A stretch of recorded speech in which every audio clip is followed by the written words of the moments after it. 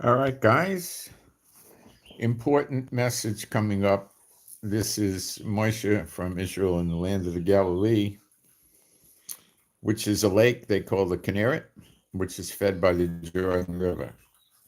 Okay. I'm on Tuesday, 17th of March at 8:54 in the morning, Jerusalem, Holy Land, Jewish Standard Time, however you want to jokingly kid around with it. It looks like it's nothing short of a beautiful day.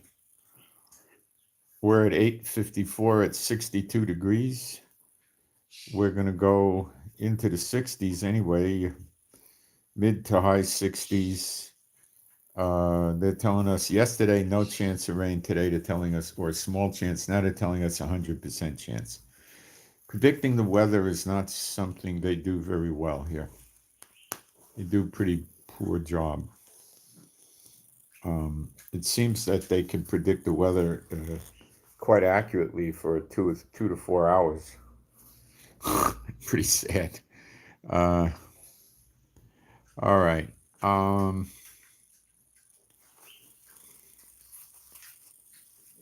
okay, I'm going to wait for people to come in. Notices are out, and I'll begin by praying. Um, Father God, Jehovah, please forgive me of all my sins. B'Shem Yeshua HaMashiach. I pray for um, all the believers to have a good day and a good night. With your peace, safety, protection, and blessing to be on them. And may be happy, healthy, and whole, in good health, have adequate finances, and free. And they continue to grow in you and your word, Father God Jehovah, and your Son Yeshua HaMashiach. And I also pray for good anointed live streams today, good Bible teaching, good Bible studies, good comprehension of the news in the light of the Bible. And uh, I pray all this to you, Father God Jehovah, um, B'Shem Yeshua HaMashiach. Okay. I'll do our chant.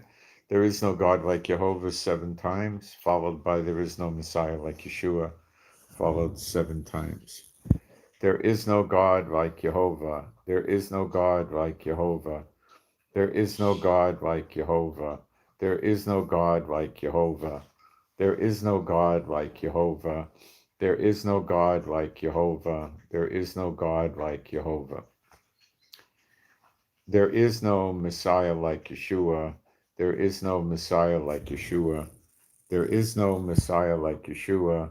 There is no Messiah like Yeshua. There is no Messiah like Yeshua. There is no Messiah like Yeshua. There is no Messiah like Yeshua. Okay. Well, we've got a pretty low turnout right this minute. So what do? I probably should wait for more people to come in. Sometimes it takes a few minutes. People have to receive the notice, look for the notice, and so forth. In the meantime, let's see what we could talk about. Until I get to the important topic, I'll do some small talk in the news, and then I'll come with the real stuff. Um, so we got Colorado in here. We get some Colorado in here. Yeah, yeah, yeah. I bet my hat is acceptable in Colorado, huh? It's a little odd in Israel, but at least I can wear a hat and shade the sun and nobody thinks I'm Orthodox. Texas, well, I trust my hat would be acceptable in Texas too. Uh, but I get to wear a hat and I don't look like I'm Orthodox. It's got a good band on it too. Okay.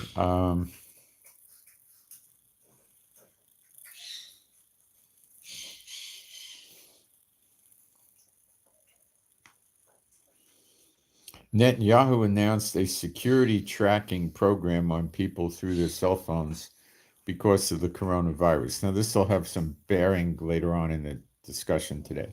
Okay. that was normally considered a violation of privacy in Israel, but he got that to be passed because of Corona. Hey, Nick, that'll come up later. Uh, Amazon banned the sale of Hitler's Mein Kampf. Whoopie doo. I'm sure you can find it online all over the place. Uh, they're saying Corona can be infectious for up to 5 weeks. Okay, great. Based on what? The people that make tests that don't work. Uh,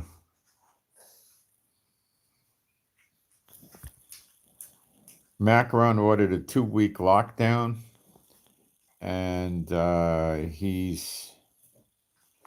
I took notes on this. Hold on.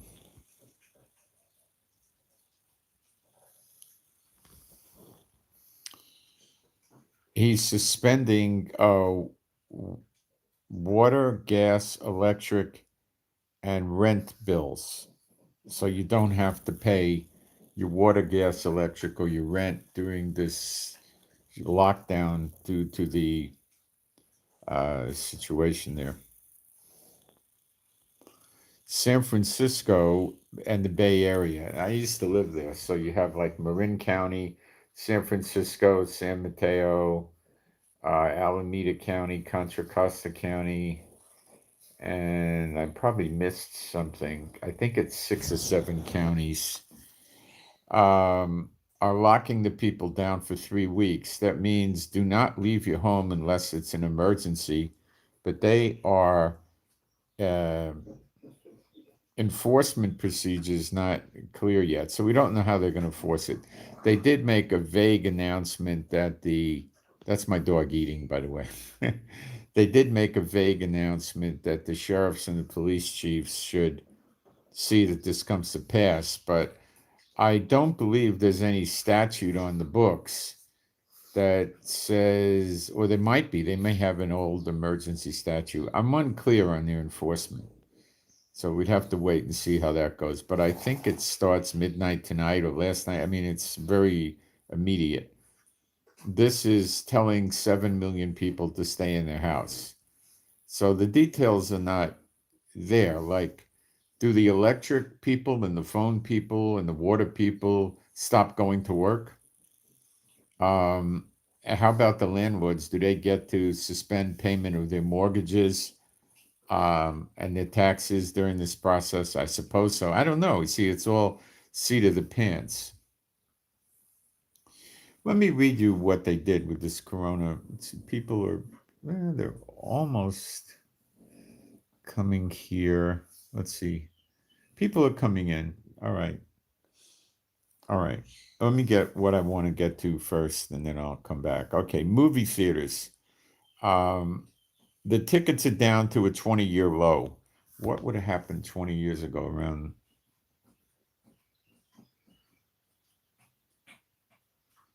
9/11, maybe? That would be probably where it was down to the lowest. Okay, let's take it. I mean, this is going to be a little bit sloppy, but now we're going to move into the important stuff. Let's take a little recap of what they did with Corona. First, they started stopping people from. Well, first they started with the masks, going to China. Put the masks on before you go out of the house. Wash your hands, get sanitizer, stuff like that. Okay. It kept increasing. Then they started with different measures with sanitary, but then they started putting people in the houses with barriers, with chains, welding wood, and so forth. And that wasn't doing much of anything. Then they started stopping people from certain countries entering their own country. They didn't do universally. They closed the border with this one and that one. So people from, as it was spreading, certain countries couldn't come in. That wasn't good enough. So then they eventually blocked travelers from any country, or they made their own, and if their own people came in, they had to go to quarantine for 14 days. And they did that to their own people too. Now I'm learning in some countries that if you are quarantined, you're allowed to take walks as long as you don't come near anybody else, whatever that means, or probably within 2 meters of somebody.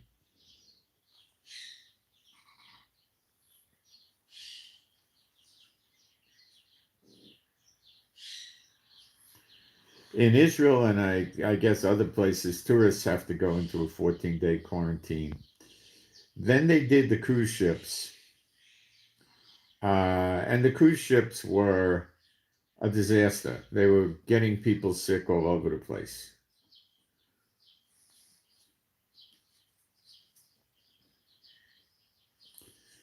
They also closed the stores, the bars, the restaurants, gathering places, concerts, ball games. They're starting to play ball games without an audience, just television, internet, and the players and the referee, I guess.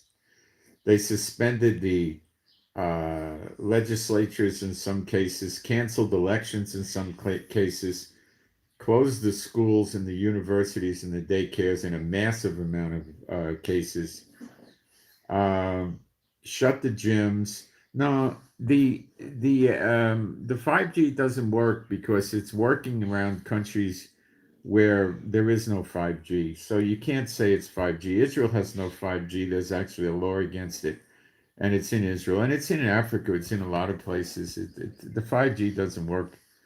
When it was just in China or maybe America or something, they were getting mileage out of that 5G, but it doesn't hold water. There's tons of countries where there's no 5G or a tiny bit, if any. Most of the time, none. Something is seriously wrong, and I'm going to open it to you. Let me develop it, okay? But yeah, something is really seriously wrong, okay?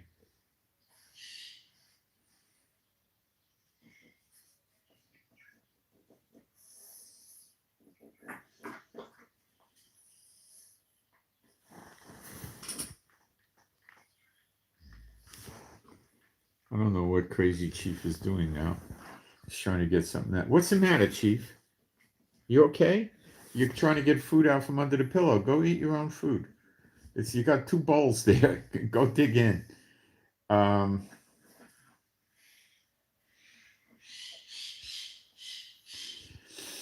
they even welded people in their houses, chained them into their houses, construction wise, put them in their houses. Um, and all they're really worried about is keeping the continuity of the government going. And they're having trouble with this, but so far they're keeping the continuity going. No, guys, get off the 5G, please. That's just the fear mongers and the people that want to throw you off the course. The 5G stinks. It's no good, but this isn't it. Okay, that's not it because it has no explanation for stuff. All right. Bill Gates resigned on Friday the 13th. Guys, we're a biblical site, so we don't pay any attention to Friday the 13th. Okay, completely no value to us. All right. That's superstition. That's not Bible.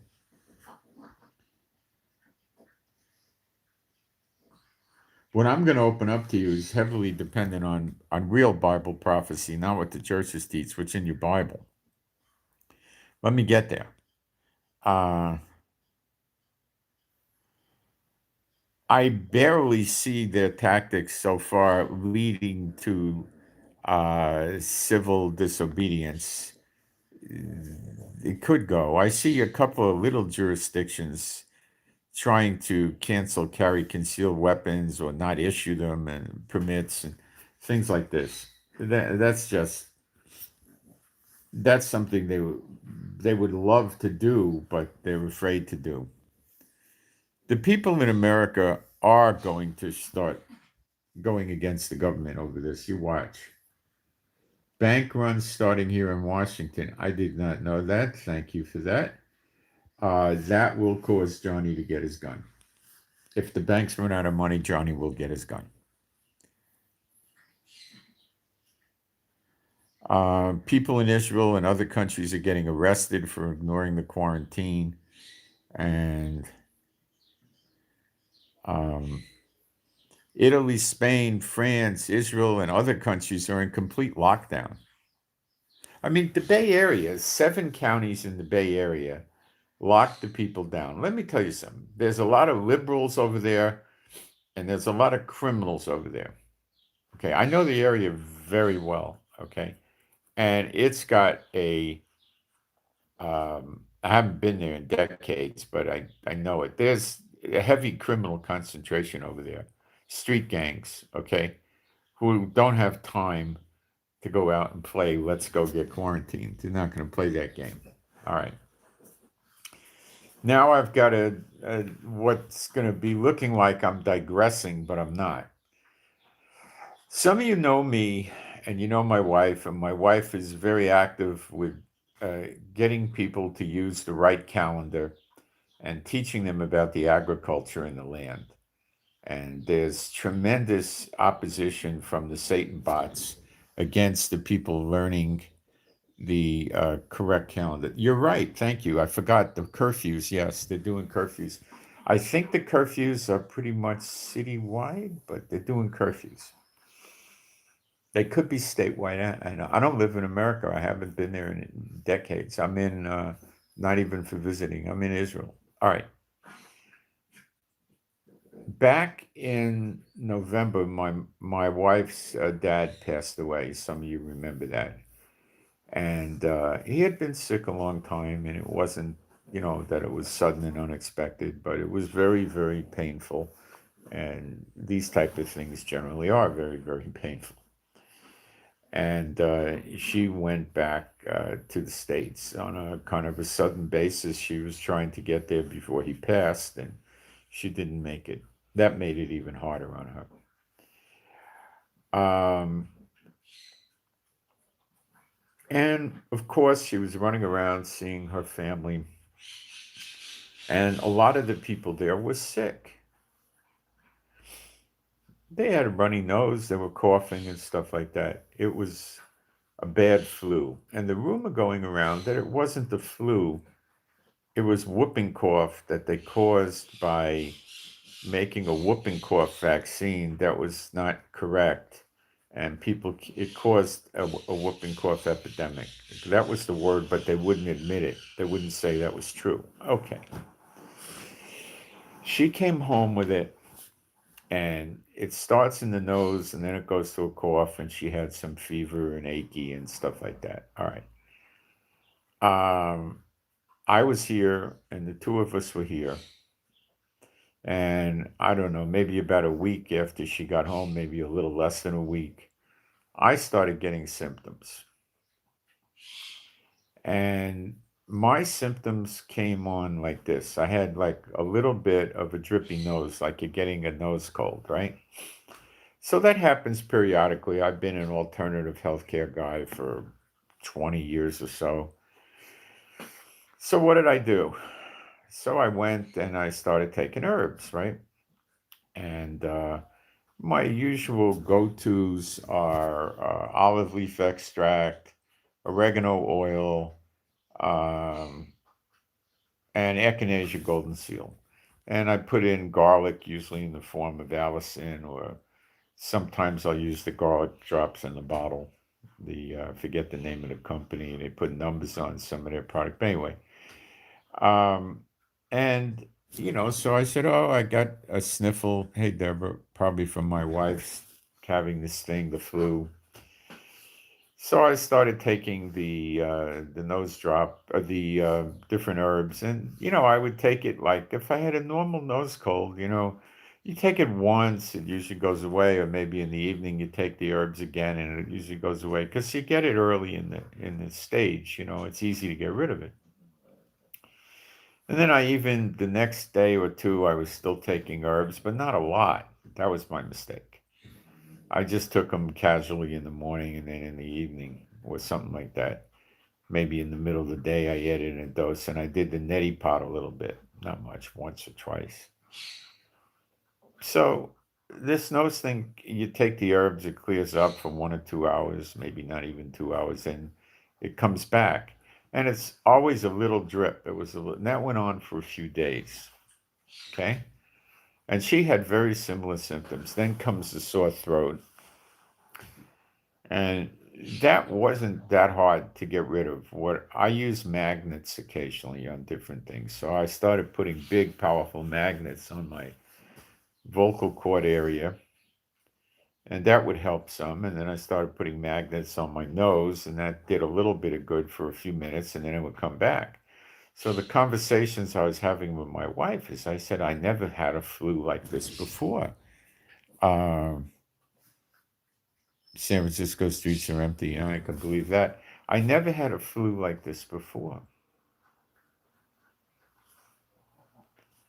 I mean, it bounces back. I said, I never heard, like you hit it, you knock it out, it gets up off the tarmac and it's fighting again. It's crazy. I never had a flu like this. She said, I know, I know.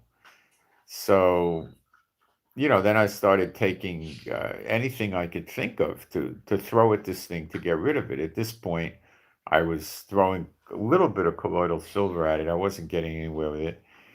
And then I started, yeah, but it's not weaponized. It's not weaponized. It's just a bad flu. So um, then I started taking more herbs, and now I was using Pau d'Arco, cat's claw, Allison with the garlic. I was starting to take probiotics to build up my immune system. In the stomach is where that is. And I was taking oregano oil, olive leaf extract, echinacea, and golden seal. And I think that was about all. I took some teas occasionally to to coat the throat. Not much of that. I did it a couple of times, and then the cough was setting in, and I couldn't seem to suppress the cough. So we were buying over-the-counter herbal cough remedies, not uh, the junk that, like the drug companies sell you herbal, homeopathic, and different things.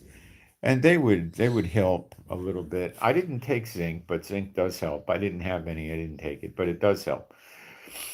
So um, I started taking these things. I guess at least 4 or 5 times a day. But then we heard that the people in the States would, this was going back a little, we knew this at the beginning, that they were doing good with vitamin C. So I started taking vitamin C, which I know quite a bit about.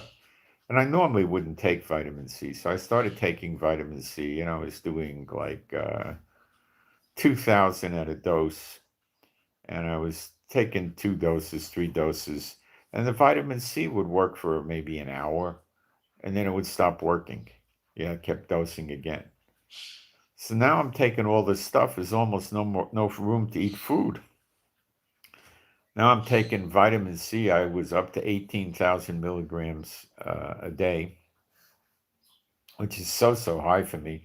That's when my bowel tolerance went out. Was about 18,000. I started getting loose stools, not really watery diarrhea, but loose stools. So I could have pushed it further, but I didn't. That was one mistake I made. I should have pushed it further and just kept drinking water and put up with the diarrhea. Oh, there's people that can get up to 40, 50,000 milligrams a day. It depends how sick your body is. Now, of course, I was taking all these herbs and vitamin C and everything else. I didn't have any fever that I could detect. I seriously doubt I even had a slight fever. I don't have any fever. My wife had a little fever.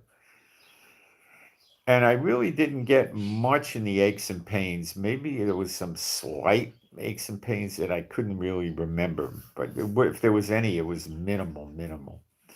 But I did get fatigue. I did lose energy. I was getting tired easy. That was going on. And um,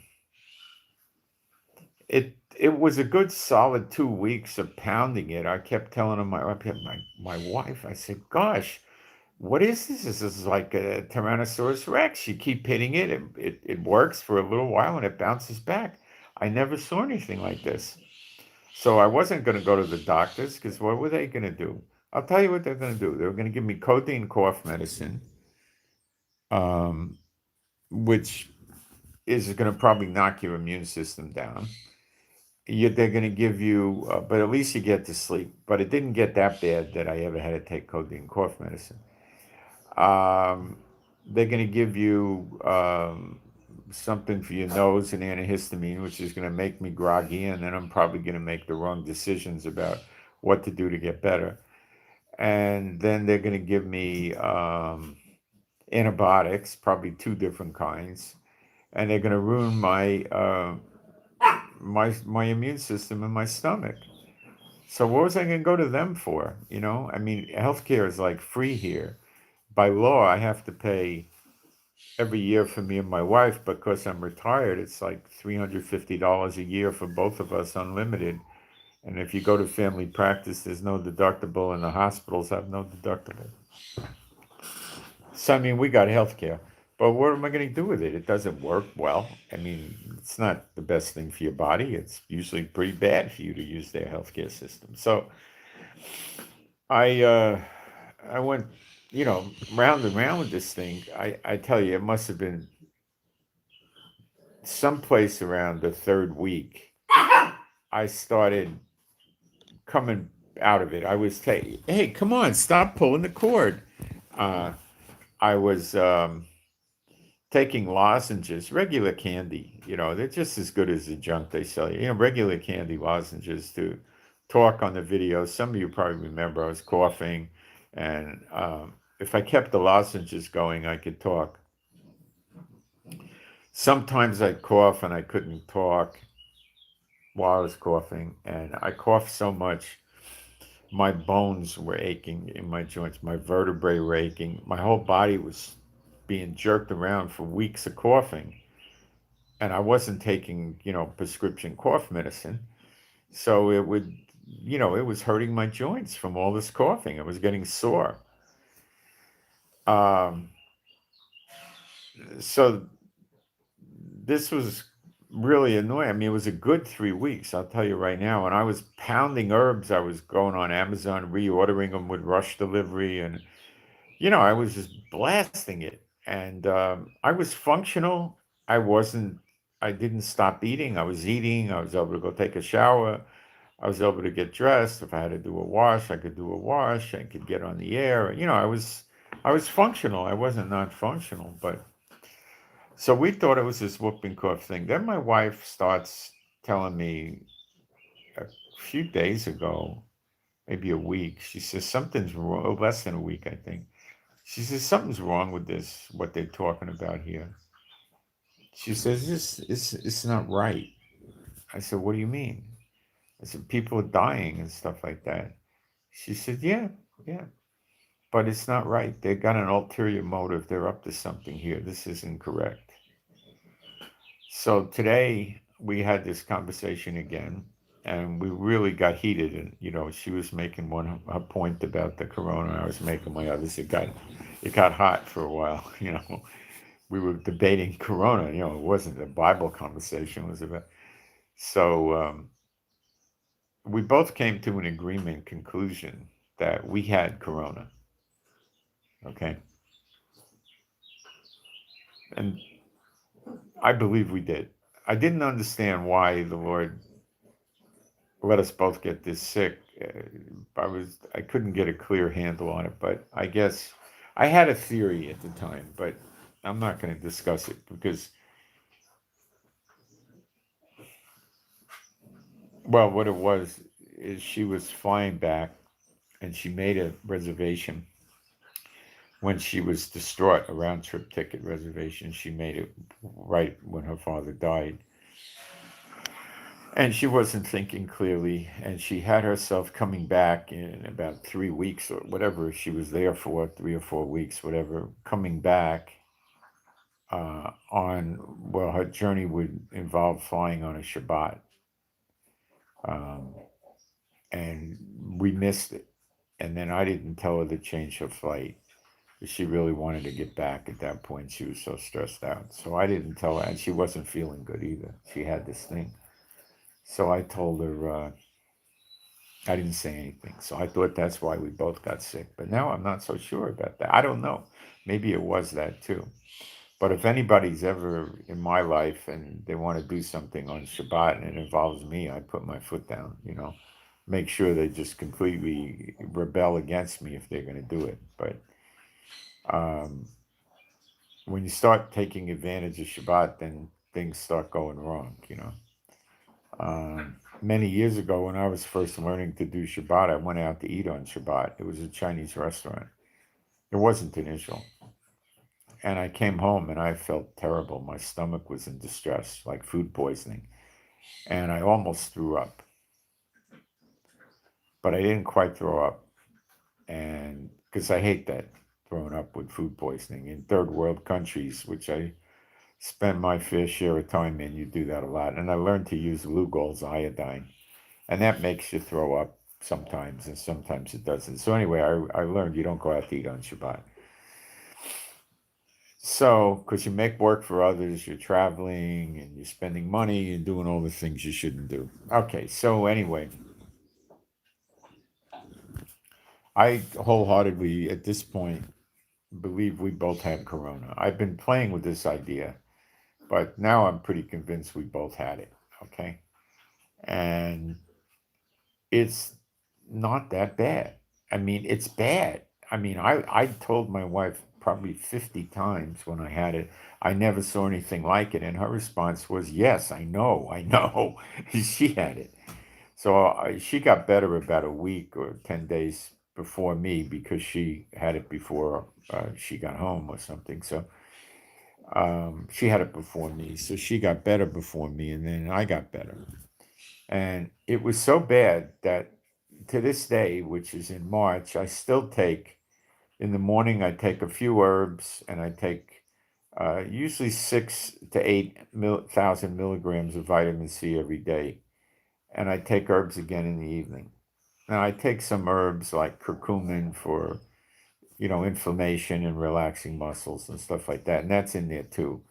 I take D, I take E, I get vitamin C, but I have a few other things I take in there that are, well, I still take some of these herbal antibiotic type products, that work on viruses too.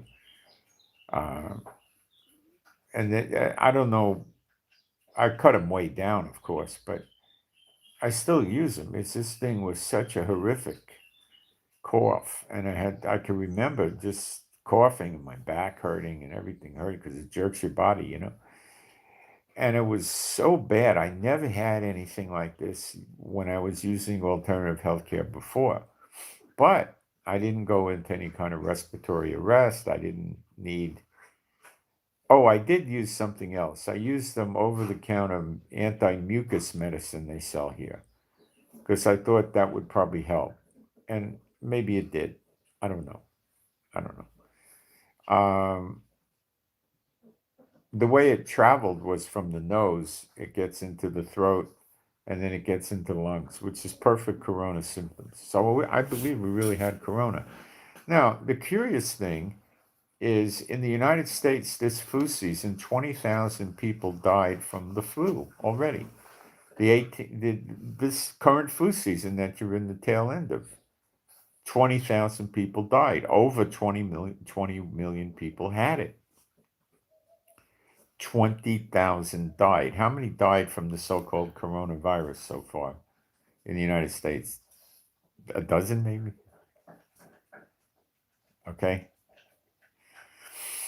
Now, I never experienced anything like this. This was a monster. Okay. This was a monster. But it didn't have me flat on my back. Many years ago in the 80s, before I did alternative healthcare, I had a flu and I was flat on my back for probably 3 to 4 days. There was probably fevers. I was taking codeine cough medicine heavily, antibiotics, stuff like that. Okay. Um, I didn't have any of that. Could I have gone to work? I probably could have, but I would have been coughing. I had to go to a meeting uh, over something with the landlord anyway, and I had to cancel the meeting because I was coughing too much. I said to them, I don't want to go to the meeting and cough over everybody, so I postponed the meeting. Then I went a few days later. So I was still sucking lozenges a few days later. So we had it, and it's bad. But you know what?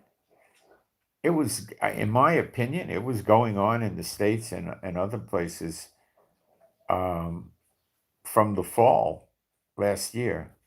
And nobody was getting quarantined or anything like that. They know that 20,000 people died from it before they declared corona. They know that.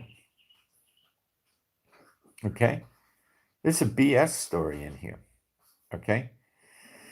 So, what they do, as you know, I've been very suspicious about China because we've had people come out and tell us that um,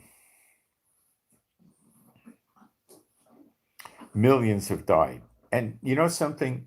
Truly, millions may have died in China. First of all, their sanitary conditions are deplorable in that country, amongst many other countries in the world. They're terrible, okay? Really terrible.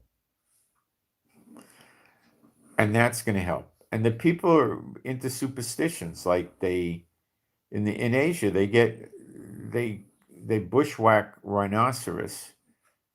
Guys creep around in the jungle over there with high-powered rifles, and they look for some poor innocent rhinos grazing on the mud or the slush in the water, whatever they want to eat, and they blow them up. They shoot them, and they kill them. And what do? They take a chainsaw and they cut the rhino horn off. That's all they want. So they kill them for the horn. And why? They take these horns and they grind them up and they make them into some kind of an herb.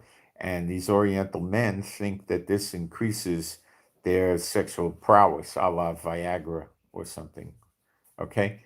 And they slaughter these poor innocent rhinos who have babies that they love, and they have, they're relatively peace living vegetarians, and they go around and slaughter them to make this moronic potion that they think is going to be like a Viagra for them.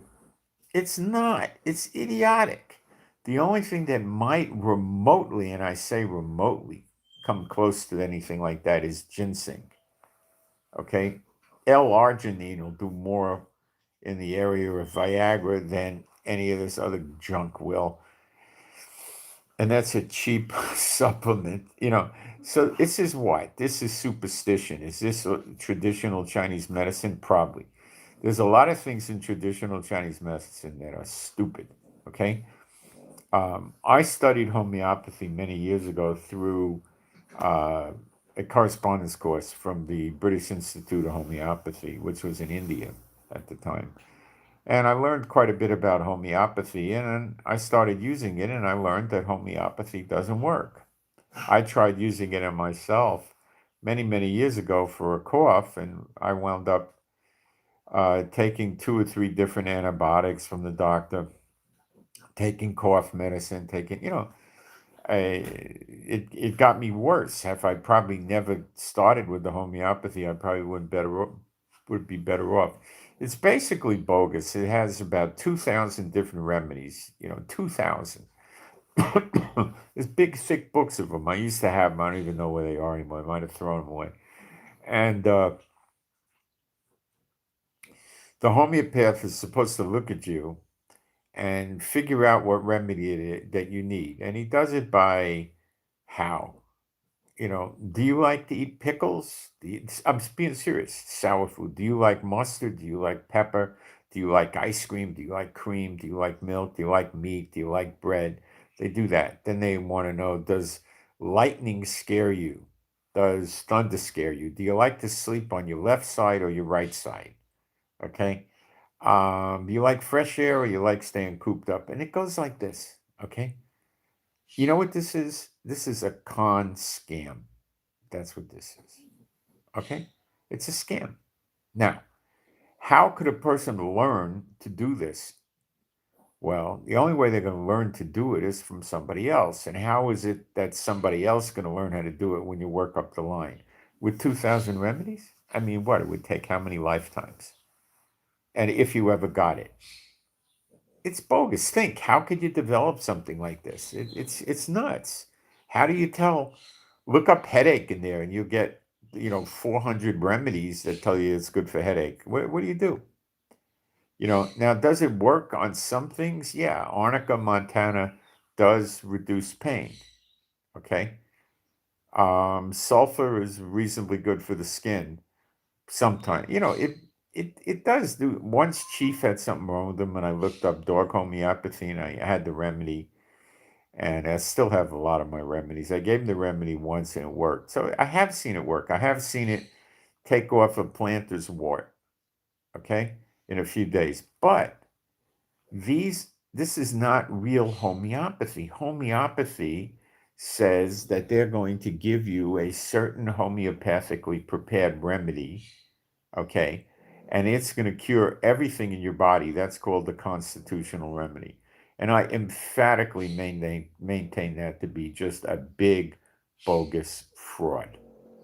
Nobody's going to be able to learn all the symptoms for 2,000 remedies and then diagnose people. You'd be dying of old age before you figured out how to do that.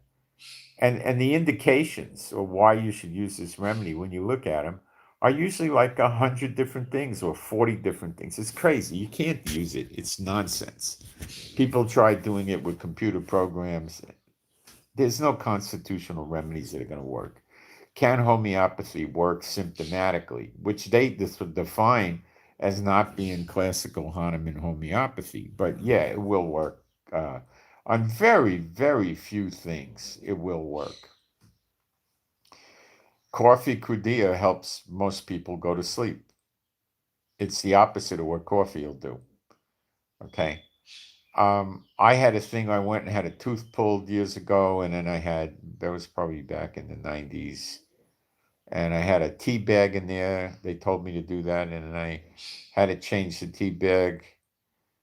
And I took it out, and it started bleeding badly. So I took a pretty good dose of arnica and a high-powered remedy of arnica. I don't remember what, 200 maybe or 1,000. I don't know what it was. And I put it in, and I think in 2 seconds the bleeding stopped. I mean, literally, it just like somebody turned the faucet off. So it does work on things like that, but you know, it's bogus. So anyway, I came across in my travels with homeopathy, meeting other homeopaths, and we talked about acupuncture. The general consensus is none of us ever had a good acupuncture treatment, and we tried going to different acupuncturists. Never works. They have theories of energy going through points in your body, and they can stick a needle in there and turn it or not turn it, and you'll hit the roof. But, that's nerve points or something. That's all that is. There's no mysterious energy paths when you do an autopsy, which I've never done. I've been in morgues, but I never did an autopsy. But you see, I didn't work in a morgue. I was in more morgues for things I used to do. Okay, so you're in there, and you you're doing an autopsy, or some doctor is. I never did one. I never watched one or anything, but they do autopsies, and um, they can't find these channels of energy. They call it chi. The martial arts rip-off Satan bot industry is you taking advantage of that, telling people they can direct their chi into their punch and kick and get tremendous power. Look, Chinese people I'm not knocking them. I've had a lot of great friends as Chinese people. Okay, I really appreciate being friends with them. But Chinese people, as a stereotype, like money. Okay, martial arts teachers like money. Okay, if this stuff was real and it worked, they would go into the MMA fights, where they put them in a cage and they draw blood and they fight. they'd put these old masters in there, and they would whop the young guys that take steroids. They'd mop the floor with them, and they'd win millions and millions of dollars. But you never see these old men in there, do you? No. Why? All of a sudden they don't want to make the millions of dollars? They don't go in there because it's bogus. It's a lie. There is no such thing. It doesn't exist. So traditional Chinese medicine is junk. I had them once. Some of these people came to Israel, and we get this at times. Chiropractors will come here, healthcare people, and they'll offer to work on Israelis for free. So a few years ago, whenever it was, some come. They were really, really nice. I think they came from South Korea or something, or Taiwan. I think, or both. It was both. I think. I don't remember.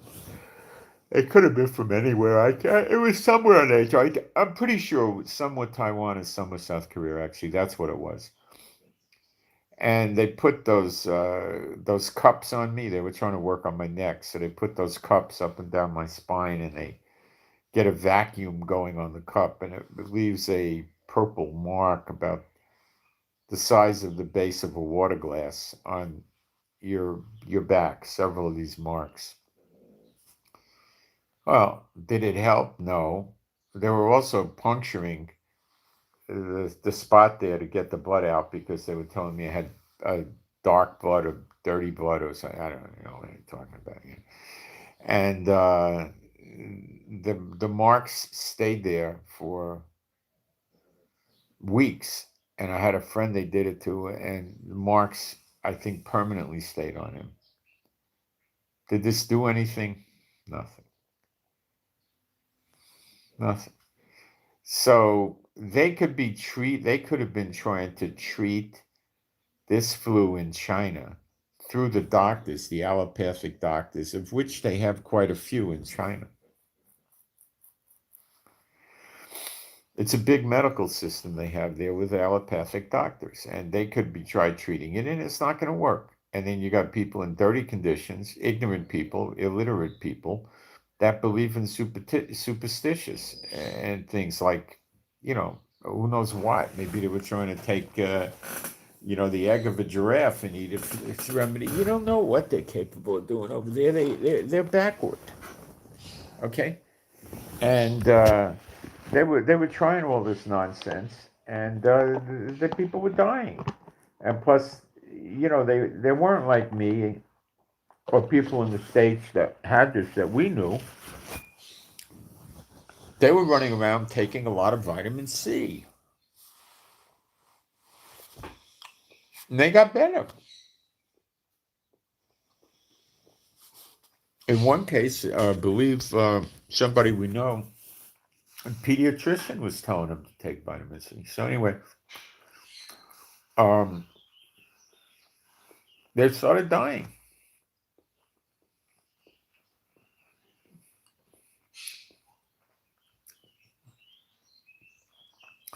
The other thing that happened with me and my wife is I was getting on the air every day asking people to pray for me. They're not doing that in China. They're going to the Buddhist shrine, they're holding incense in their hands, in between both their hands, and they're offering prayers to a piece of wood.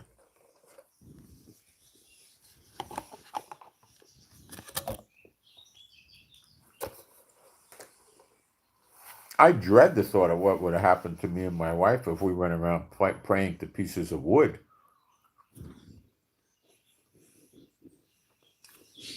So that's, of course, another reason they were dying in China. But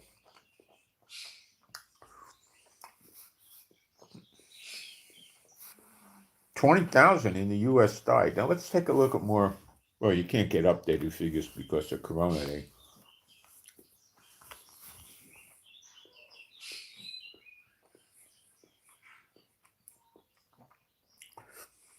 Then you read in countries they're not testing for this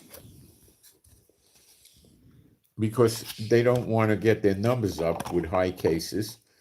And then we read they don't have test kits.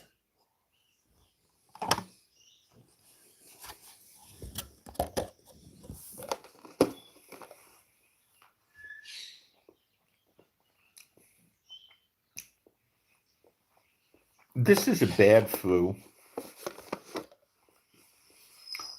When the doctor came out there with Trump the first time Trump got on TV, and he said, for most of you, it's going to be like getting a very bad cold.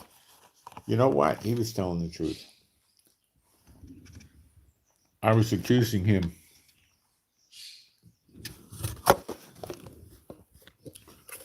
of running around and lying because I'm sure he's a liar or he wouldn't have the job. But at that point, I think he was actually trying to calm the people down. I think Trump wasn't really behind this plan.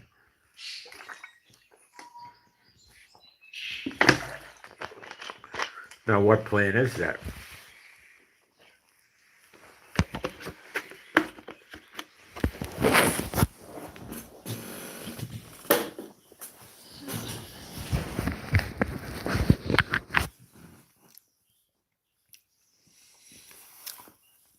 What would what's the most important thing to people that are in the world?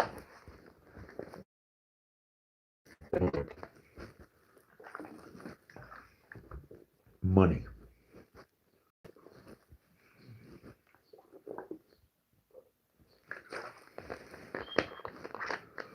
And you are witnessing them throwing their money away. They have actually decided to destroy their own economies. Yes, they have. The stock market is crashing, and that is erasing probably trillions of dollars of wealth just disappearing. It means it's just disappearing. Somebody sent me a map yesterday, or could have this morning. Let's see, of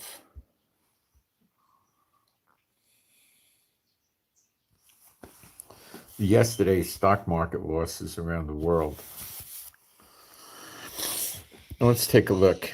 This is yesterday. So Russia went down 2.5 percentage points. That's massive. That's billions.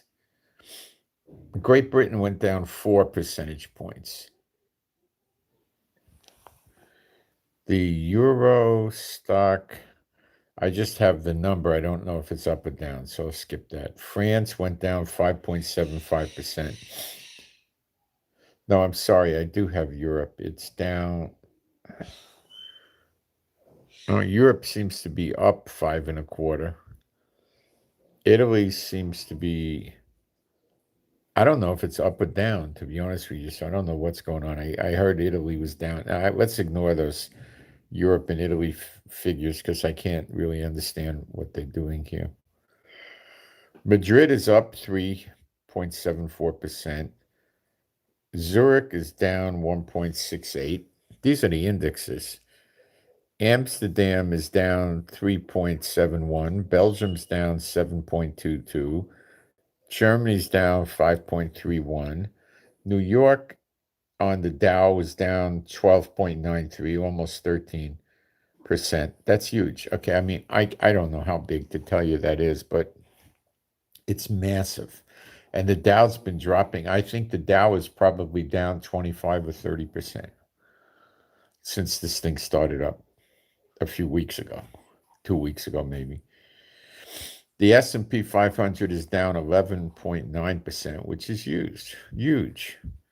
And they're saying NASDAQ 12.19. I don't know if it's up or down, probably down, but I'm going to leave it off because I don't know. Then Canada appears to be up 10 points. And Chile is down 12.96. Now, okay, when we go back to Spain, it's up 3.7. It's in green. Italy is in red, so it's down 6.06. I got it. And Europe is down 5. 2.5. Guys, this is probably in excess of $1 trillion. There's probably multiple trillions of dollars that's been eradicated out of existence. Literally just doesn't exist anymore. It's just out of existence. Um, in a day. In a day. Okay, they are ruining their economy. Okay, they're ruining it. Um, they're getting people locked down.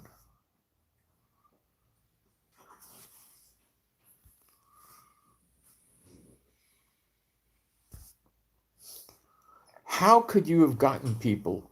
Let's go back a year ago. What could you have told people, particularly gun owners, patriots, constitutionalists, Second Amendment people,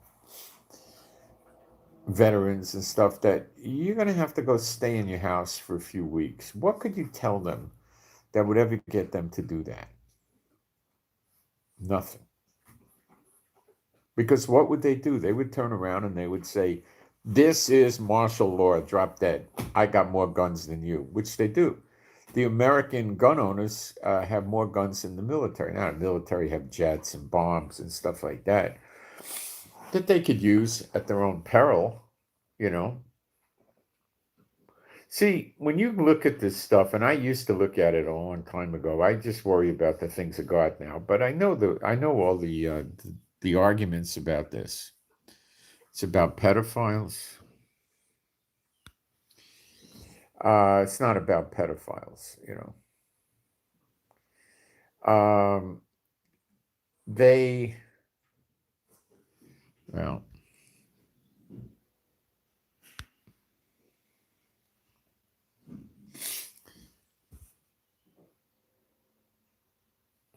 the police are really who's going to do the enforcement of a martial law. Okay, they don't have enough military, and they got military deployed all over the world. And the police live in the community. So if the patriots or the gun owners or the we the people get mad enough at the police are finished. They don't have a prayer. Believe me, they don't have a prayer. They're sitting ducks. They ride around in patrol cars. Boom, boom, boom. Oh, some of them have armored doors and glass. So what? You just shoot them with a rifle. You can't armor a police car uh, for rifles, for high-powered rifles. The weight would be insane. It would. Now you need special tires. You maybe need to go to 8-ply tires that are going to cost you hundreds of dollars a piece that are going to wear out. The rear end is going to break. The transmission's going to wear out. The car's not going to stop like a regular police car does. They're not going to go fast and things like that.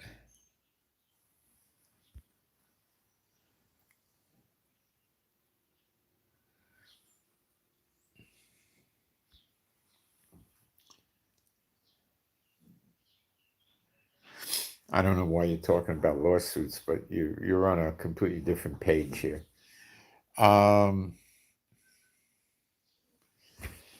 So the police are going to lose. Okay, so the only way they can control. Look, I could get into details. The two cops riding around in a car.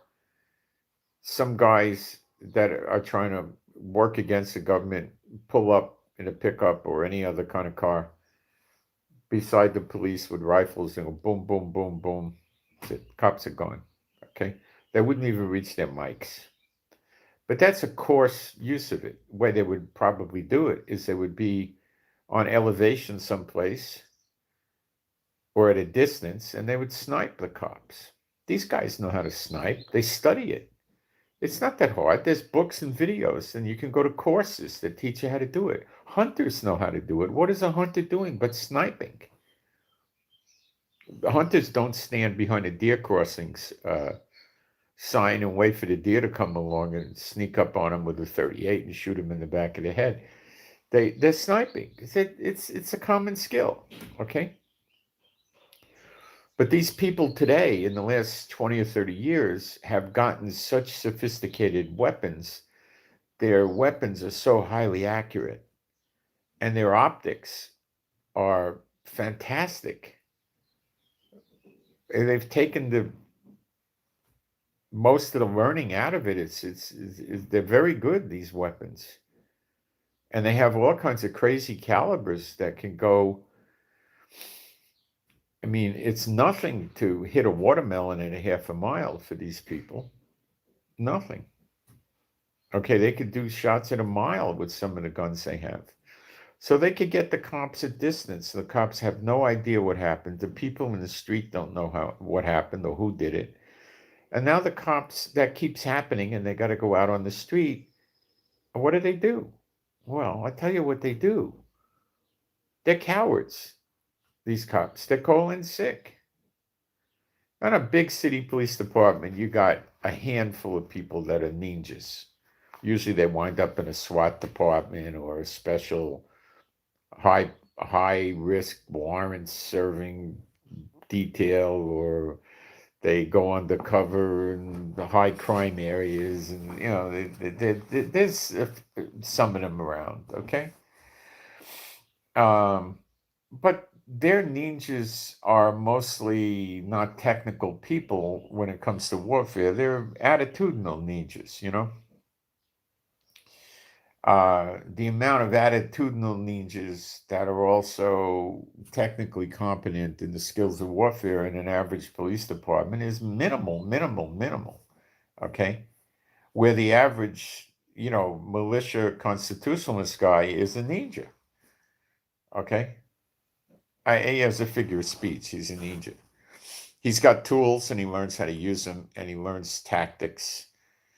And police don't really, they get exposed to tactics, but they're kept very simple so they can understand, and they don't break down under stress, but they don't get sophisticated tactic like a member of a Navy SEAL or Delta or something like that. They don't get that sophistication. They can't manage. If the people don't want to be managed, they won't be managed, especially when you have so many countries with gun ownership. Germany's loaded with guns. Italy's got tons of guns. UK, no. I'm not up on all the countries. Russia has private ownership of guns, but probably not sniping rifles and things like that, or assault rifles. But in America, they got better small arms than the military does. They got better small arms than any military does. One day, many, many years ago after 9/11, I went down and I bought myself a Springfield 308 with the wood stock. I don't know what they called it, but I got the high grade one with the sniper quality. It had the target barrel. And then I bought a scope for it that was $900. So I got out of there, it was about $3,300, I think. I went to the range with this thing. I sat down at a table at the range. I put the headphones on and I worked the scope so I could hit the black target at 300 yards. And then I put, I don't know, 3 rounds in the black target after I had it sighted in reasonably well.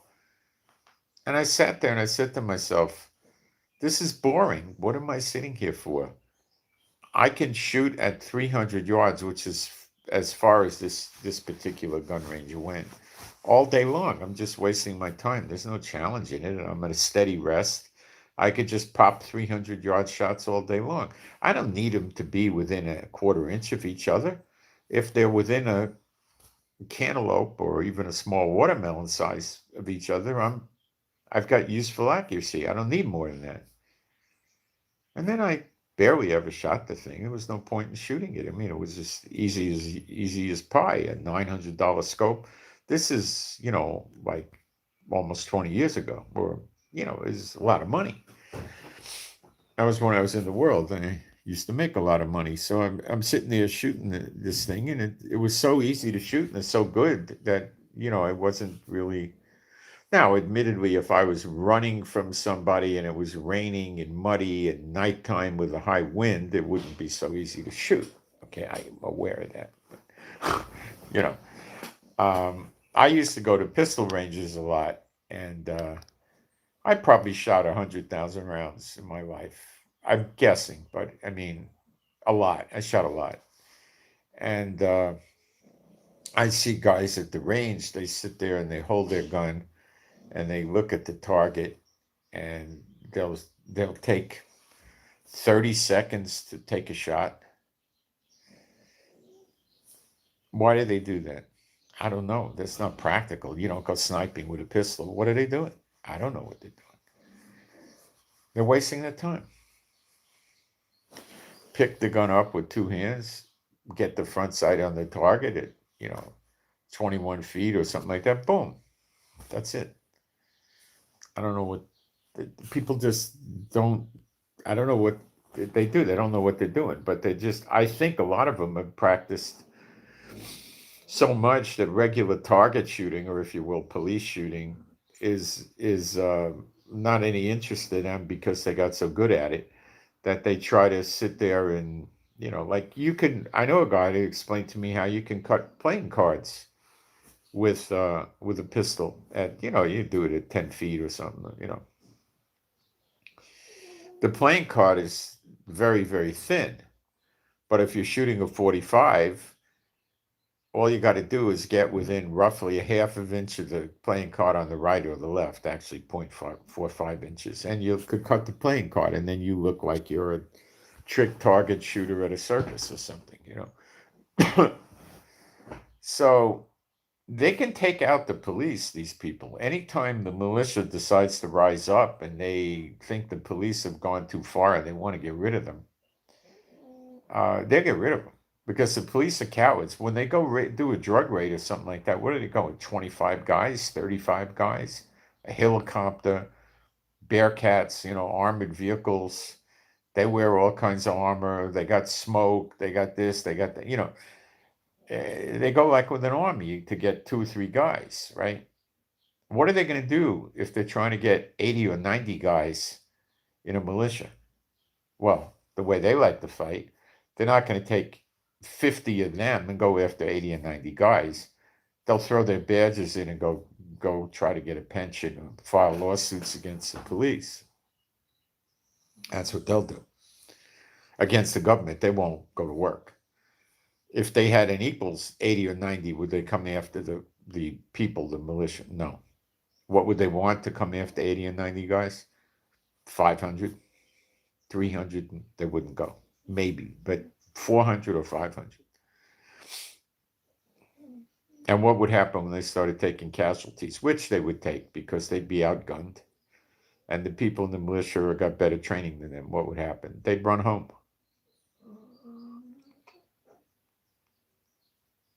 I didn't sign up for this. This is a job. I want to help old ladies cross the street. This isn't for me. They'd go home. Then they'd start calling in sick and they'd milk all the paychecks they can out of the police department, and then that would be it. They wouldn't come back to work.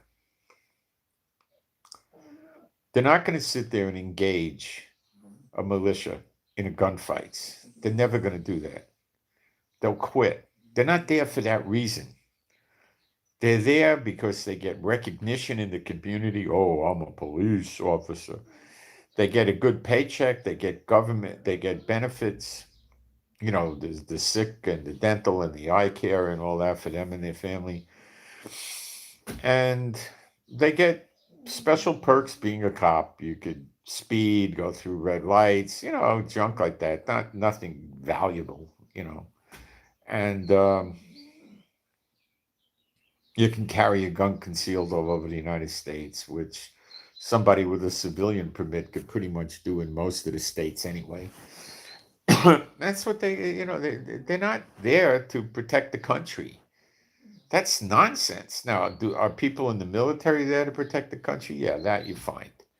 Are the military going to go out and go after the patriots and the people? No, they live in the community.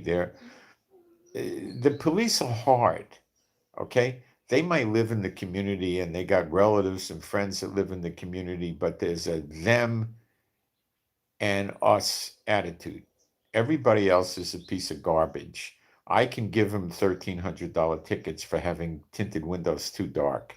They're pieces of garbage. Okay, I don't care about them. I only care about the blue, the guys wearing blue. That's all I care about. All right, so they'll do it, but they'll kill people. They kill people all the time for their job, but they won't do it if the people are going to fight back. Then they call backup. But how do you call backup on 90 people? The departments don't have the manpower.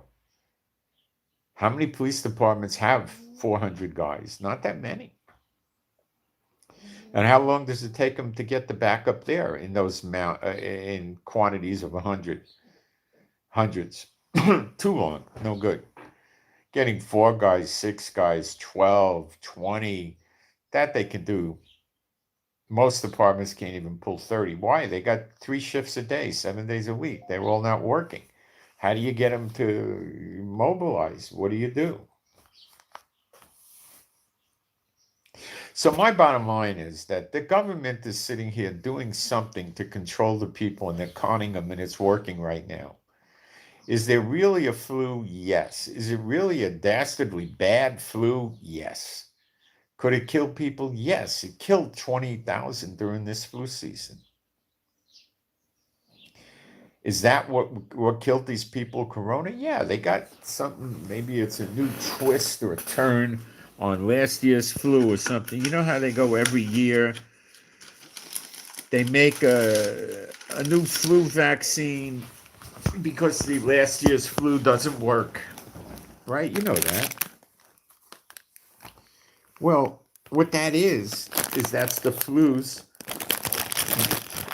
migrating or changing. And that happens all the time. It's not unusual.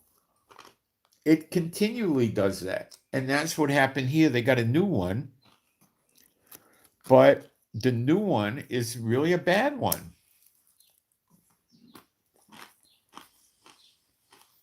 But my wife's family and people she knew in the States had this before anybody was yelling corona. It was at the same time it was cranking up in China.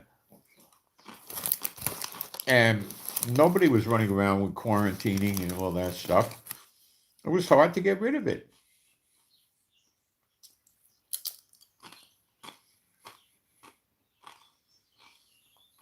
If you were a chronically ill person, you just came out of surgery, you had a lot of things wrong with you, and you got a bad dose of it, and you were trying to go to the doctor to get better, you could die.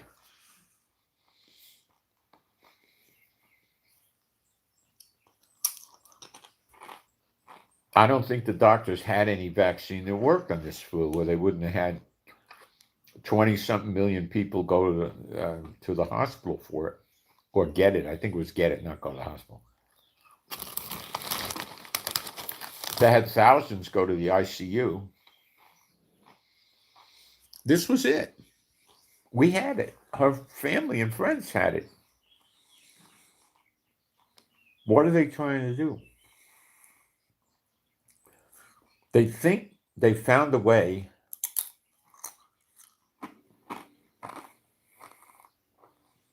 to lock people down without their resistance.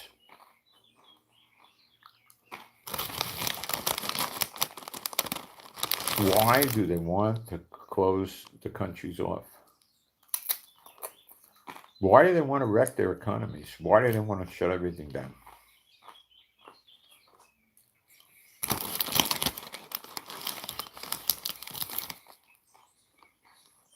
Is it because they think everybody's going to die from this flu? Nope.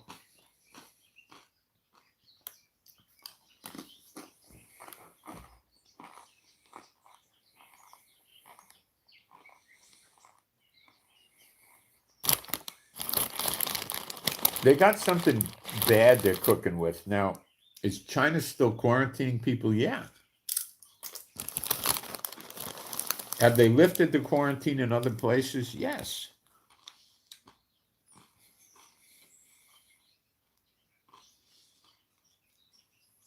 Okay, what do I think they're trying to do?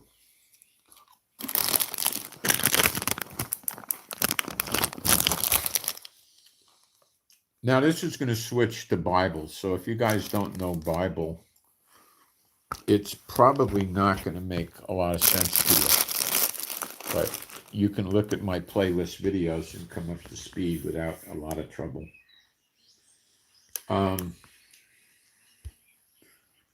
Ephesians 6.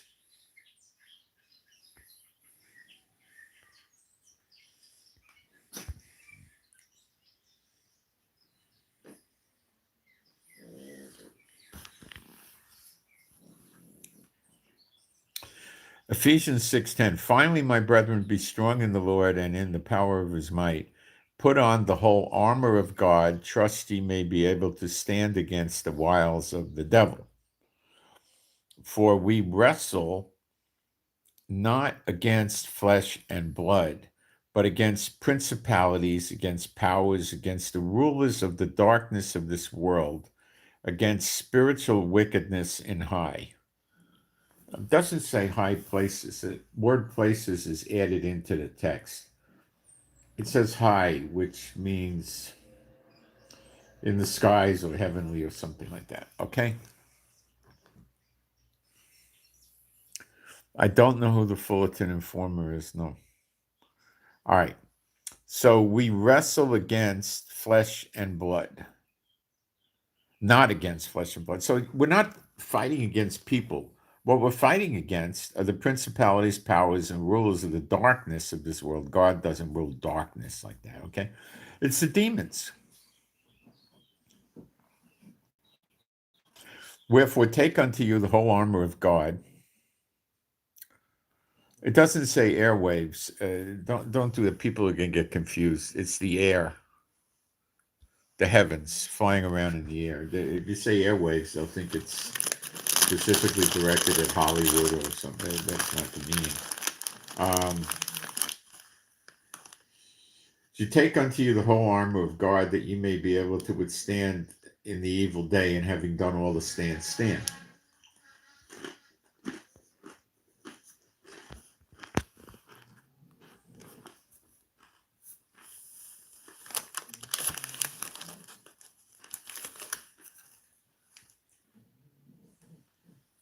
It's the demons. Now, the people that run these countries are run by the demons.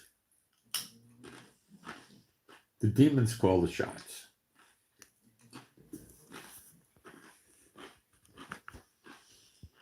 Now,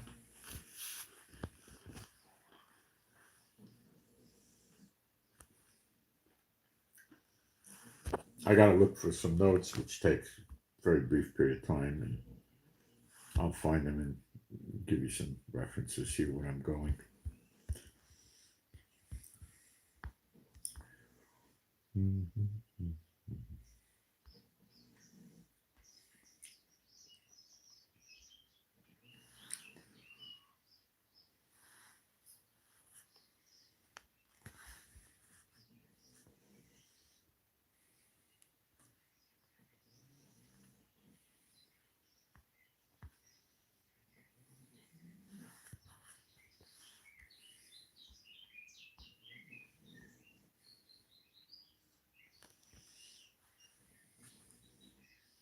Let's go to Isaiah 34:8.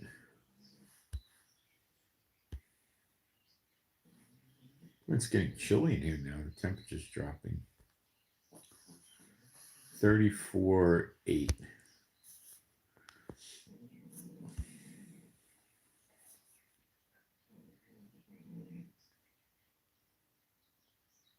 For it is the day of Jehovah's vengeance, and the year of recompenses for the controversy of Zion. What is the controversy of Zion? Well, it's a big deal because it's the day of the Lord's vengeance and the year of recompenses. The year of recompenses, the word for year is Hebrew 8141 in Strong's, which means Shana, which means year. And recompenses is 7966 in Strong. It means shalom, not shalom, shalom. Um, Retribution, reward, like a payback, a requital, a payback. Okay? Or reward. A reward could be a bad reward. Here's your reward, right? So it's the day of Jehovah's vengeance and the year of recompenses. And he specifically tells us for the controversy of Zion. The word for controversy is 73, 79 and strong. It means a strife or a quarrel or a dispute. Well, the nations are having a dispute with the Lord.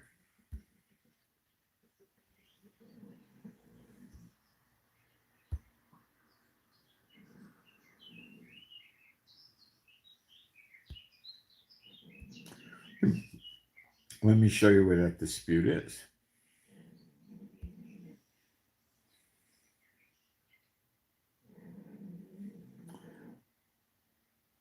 I was in Isaiah 34:8 just now.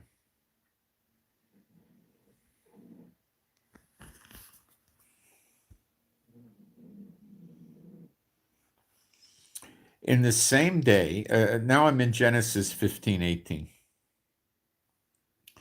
In the same day, Jehovah made a covenant with Abram, saying, unto thy seed. Now, in the New Testament, we're told the promises were made to Abraham and his seed, not seeds of many, but one seed, singular, which is Yeshua HaMashiach, or as they call him, Jesus Christ, which is not the correct way to say it, but they say it that way. Okay, so it's Yeshua HaMashiach. In the same day, the Lord made a covenant with Abram, saying, unto thy seed have I given this land. Now that means all that are in Yeshua HaMashiach get the land. Israel in the flesh, no. Unto thy seed. So the promises were made to the seed, and Abraham, of course, but the seed, which is Yeshua HaMashiach, those that are in Yeshua HaMashiach. So the ones that are rejecting Yeshua, hey, Greg, are not in this.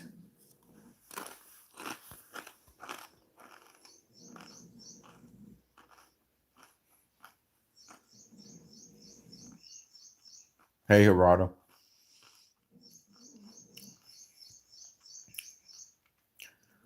Unto thy seed have I given this land. That's the land covenant, the deed. From the river of Egypt, the Nile, unto the great river, the river Euphrates. Let's take a map out and look at this. But before we do this, I gotta sort of switch on the heater because me and my dogs are getting cold in here. It looks like it's gonna rain. And it's getting cold in here. Okay. So now we're gonna go to a map.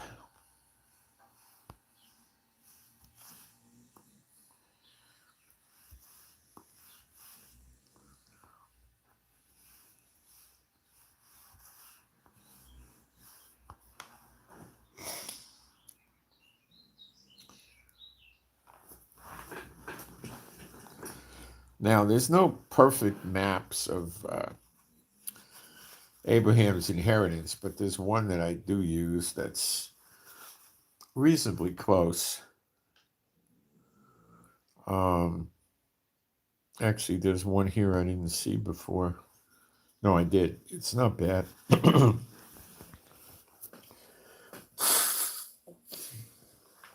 right. I'll have to switch the camera. It's not highly accurate, but it'll work. I can modify it as we need. Okay, this is a map called, I can't get rid of this. There we go. Abraham's inheritance. All right. Israel is right in here.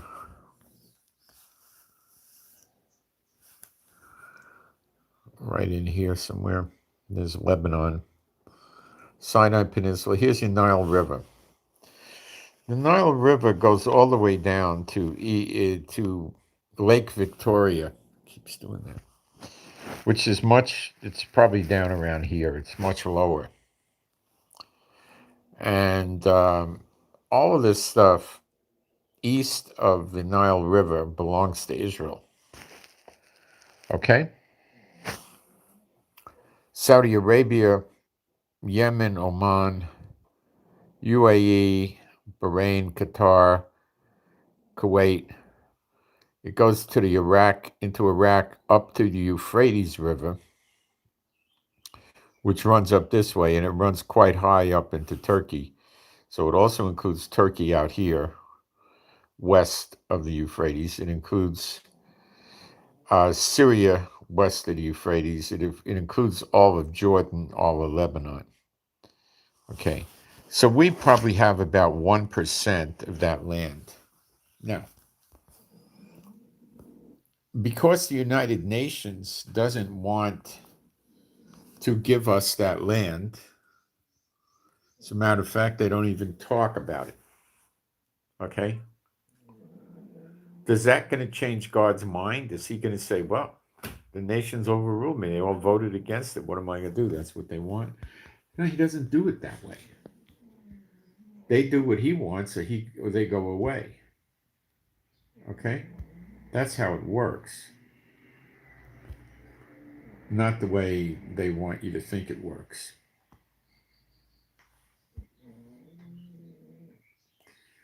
Um,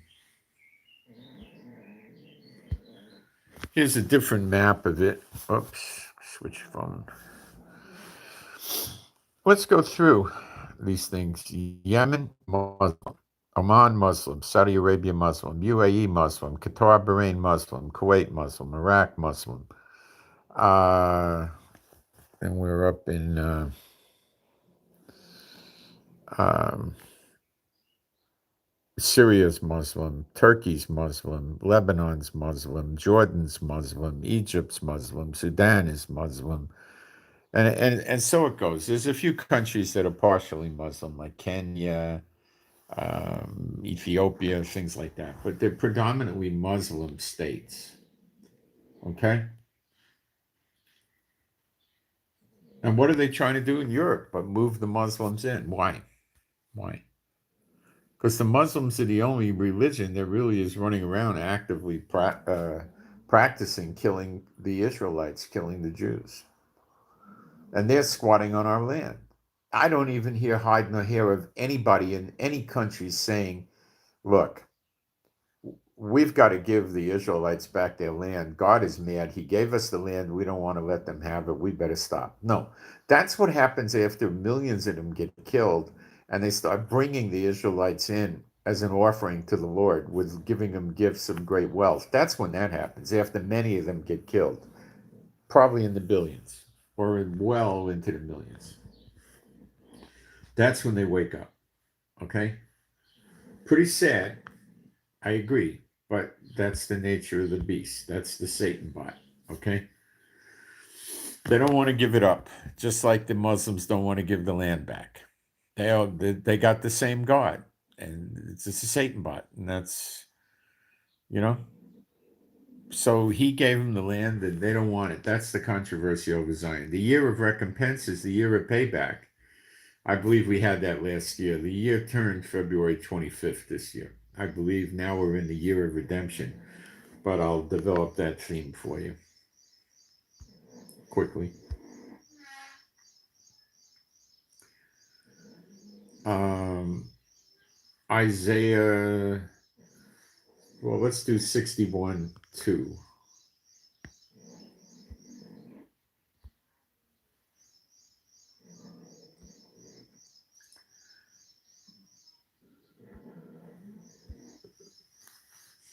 Isaiah 61, we'll go to 1. The Spirit of Jehovah, Adonai Jehovah, is upon me, because Jehovah hath anointed me to preach good tidings unto the meek. He hath sent me to bind up the brokenhearted, to proclaim liberty to the captives, and the opening of the prison to them that are bound. Okay? Now, Yeshua preached that. Okay? Then it goes on, it says, to proclaim the acceptable year of the Lord. He proclaimed it. He didn't bring it on. The acceptable year of the Lord is not a Jubilee year. It's never referred to as the acceptable year of the Lord. It's what's coming up in Zechariah 12. It's not the great day of the Lord. It's the time when he's our Redeemer. He's our kinsman Redeemer. He gets us the land back. He gets us our inheritance back, the land of Israel. That's when it happens. That's the acceptable year of the Lord, the year of redemption. That's the year we're in. And the day of vengeance, that's the payback for all they've done. That's the battle where they surround Jerusalem and it becomes a burdensome stone. That's in Zechariah 12. That's not the day of the Lord. All the Jews are not back yet in Zechariah 12. It's just Judah with the Levites and stuff like that. It's not all the 12 tribes like in Gog and Magog. In Gog and Magog, they're living with no bars or walls because they're in peace. Well, that doesn't happen. It's not the case now. Don't kid yourself. I mean, it's nonsense if anybody tells you that. You shouldn't listen to them. They're dumb as a bag of screwdrivers. How could you say that Israel's living in peace and safety? We get rockets all the time and threats, and Turkey's threatening to raise an army of 5 million people and kill us. Iran, before the coronavirus, would threaten us every week. We have missiles practically every week from Hamas. And come on, Syria was attacking us. How could you say that? You got to be ridiculous. And then they talk about peace and safety, and then wealth and riches, and gold and silver and cattle. 28% of the people are at the poverty line in Israel. People who talk like this don't know what they're talking about. To proclaim the acceptable year of the Lord and the day of vengeance of our God, to comfort all that mourn. You read of the mourning in Zechariah 12.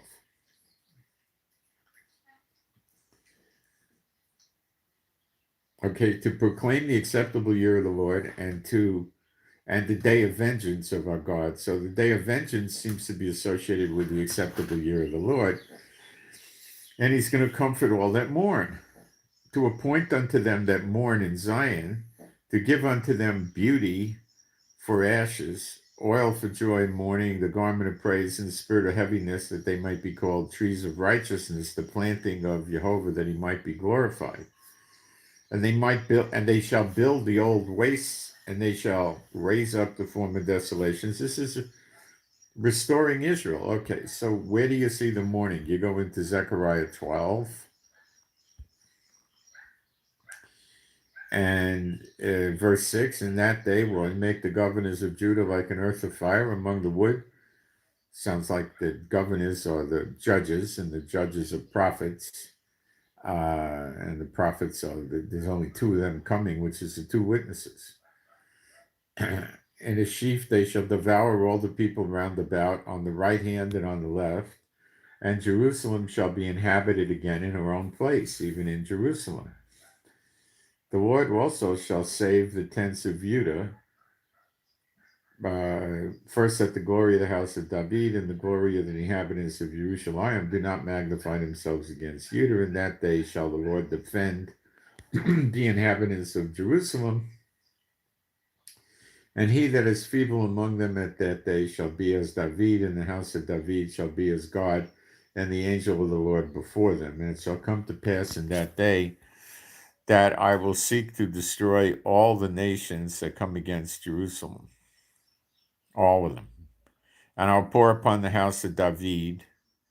Now, the house of David, upon the inhabitants of Jerusalem, the spirit of grace and supplications, and they shall look upon me whom they have pierced. Yes, those in Israel shall see Yeshua. This is the sign of the Son of Man. And when they see him, they shall be like him. They'll come out of the stall like a calf, etc. And they shall mourn for him as one mourneth for his only, and shall be in bitterness for him as one that is in bitterness for his firstborn. And in that day there shall be a great mourning in Jerusalem, as the mourning of Hadramon in the valley of Megiddon, and so forth. And it describes the mourning. So that's the mourning. So what this is, it's showing you what's coming on, the restoration of Israel. Okay? That's what it is. And the enemy knows it. Isaiah 63:4.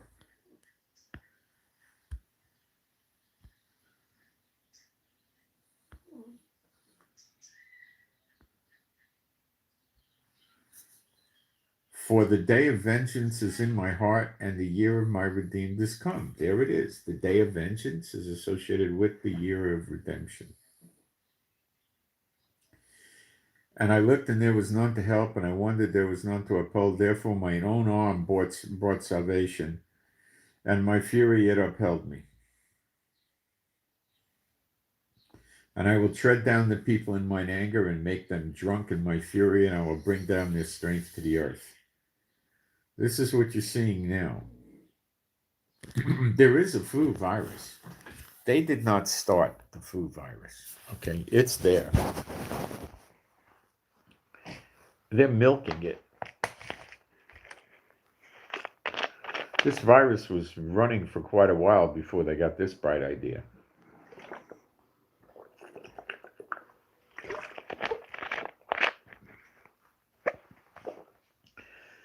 They found a way to violate people's civil rights, lock them up across the planet.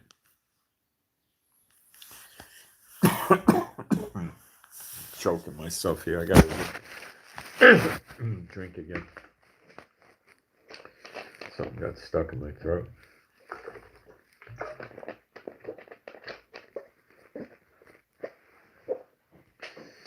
And the question is, if you understand end times, what is it that they're trying to do? And I reference you back to Pharaoh in the first Exodus, because now we're coming up on the second Exodus. So I'm going to take a 1-minute break. You can contemplate that, and I'll be right back.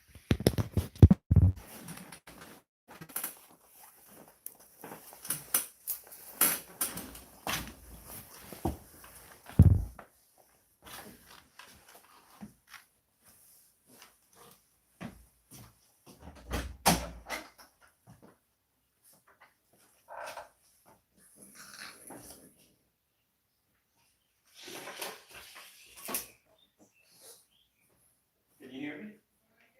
Yeah, there's a little bit of a slippery spot in there where I sprayed the enzyme thing. Right when you come in the door, be a little cautious. It's not very slippery.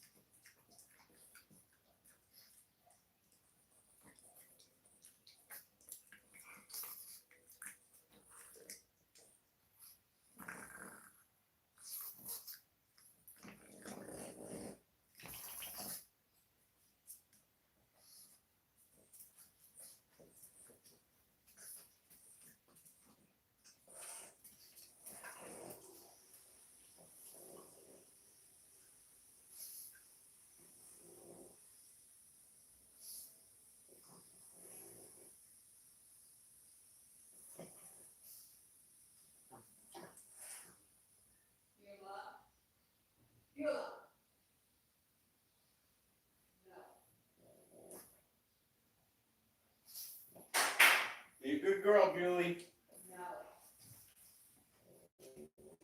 Excuse me, my chief.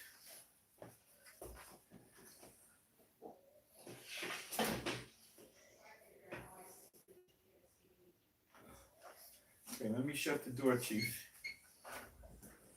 Be a good boy, kiddo. Be a good boy, chief.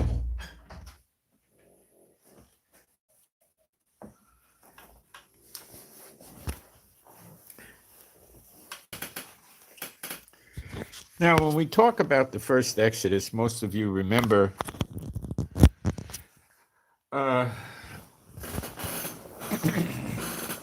Charleston Heston stealing his people, the Israelite slaves, away from Yul Brynner that Cecil B. DeMille presented to us in 1956. That's a it's a kind of a propaganda movie in a way. It keep your attention off what really was going on. That was the first Exodus, okay? The second Exodus is coming up on us. That's the redemption, okay? Look around you the last few years. Have you seen a lot of floods, hail in the deserts of Saudi Arabia, Kuwait, UAE, Jordan? Have you seen floods in the deserts? Have you seen temperature records getting broken day after day? Have you seen massive amounts of fires around the world? Have you seen lots of volcanoes? Have you seen lots of earthquakes?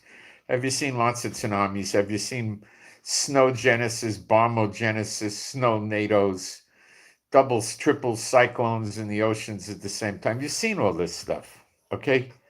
Over and over and over. Did anybody repent over the controversy of Zion? Did any nation back down and say, okay, Lord, we got it, we're going to quit? We'll try to work with you and get the Israelites back in Israel. Has anybody done this? Or is the UN just keeps ratifying? They want to take our 1% of Greater Israel and divide it even further and turn the capital of Israel, Jerusalem, the only city in the world named after Yehovah, Yerushalayim, right? Into a capital city for heathens worshiping false gods with idols, minarets and mosques and stuff, right? In Jerusalem. That's what their response is to this. How do you think Jehovah feels? How do you think is he happy?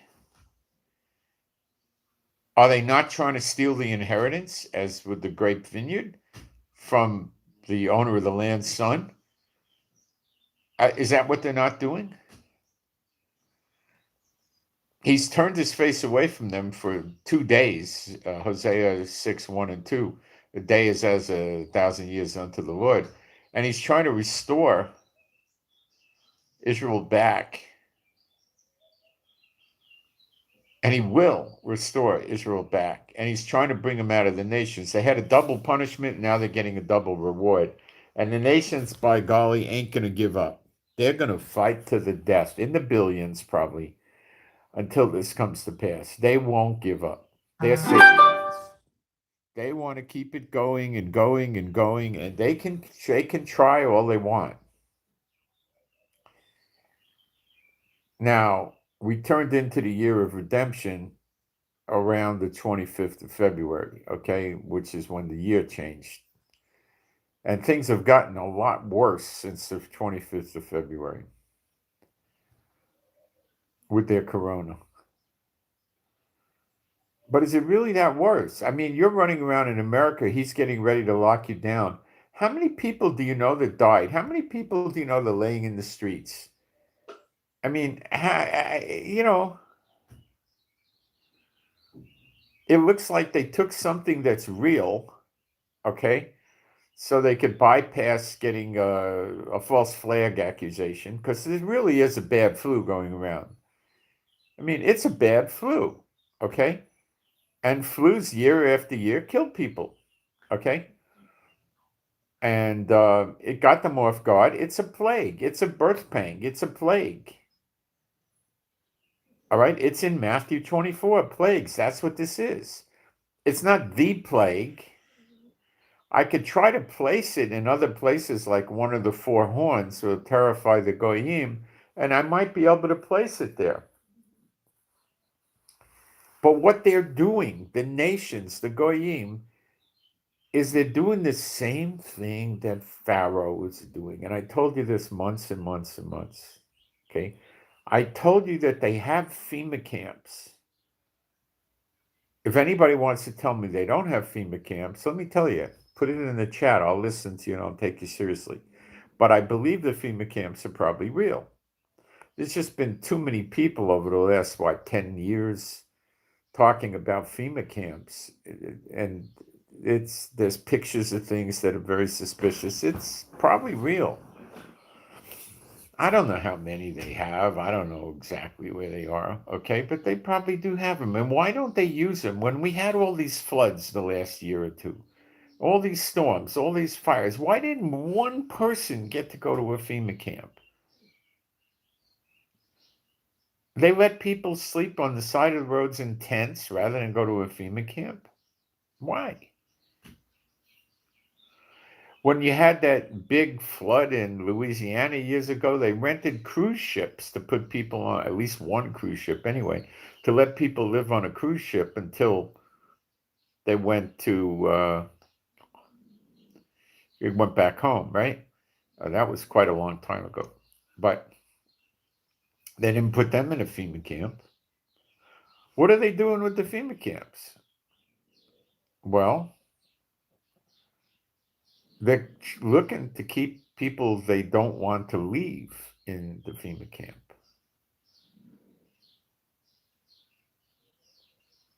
Who did Pharaoh not want to leave? Israelites. Did he serve the devil? Well, his magicians turned sticks into snakes. They did other things that Moses did until the Lord said that was enough. Yes, Moses' snake ate their snakes. I understand.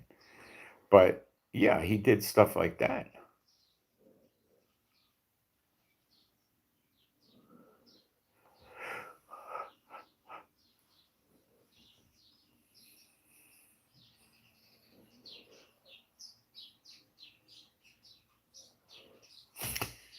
Moses didn't want them to go with their cattle and their goods and worship the God of Israel.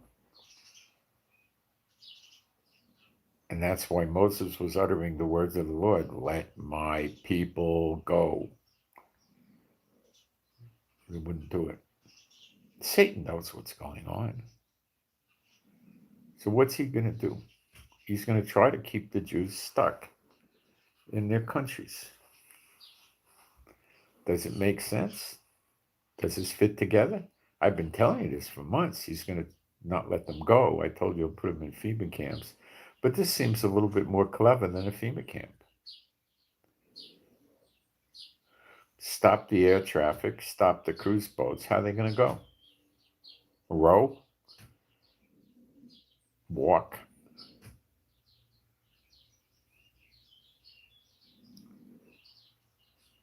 I'm asking. They did it without FEMA camps. You're watching it go down. You can't come into the country. Oh, you got to go quarantine for 2 weeks, but you can't go to a hotel or anything. You got to convince us that you have somebody's home you could stay in Israel, and they'll have to vouch for you, and then you could stay there. But then we might quarantine you and them, so they're probably not going to want you to stay there.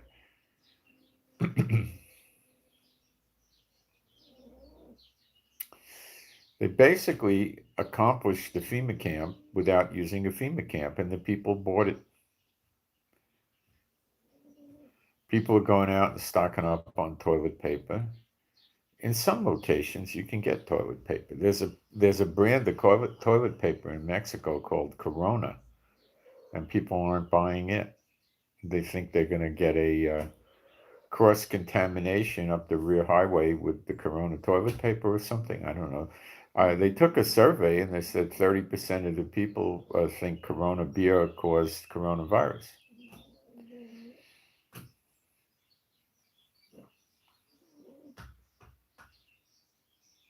How many people in America would think if you gave them a multiple choice test that said Indianapolis is in, and one of the choices was India, they'd pick India. A lot would. It's that bad.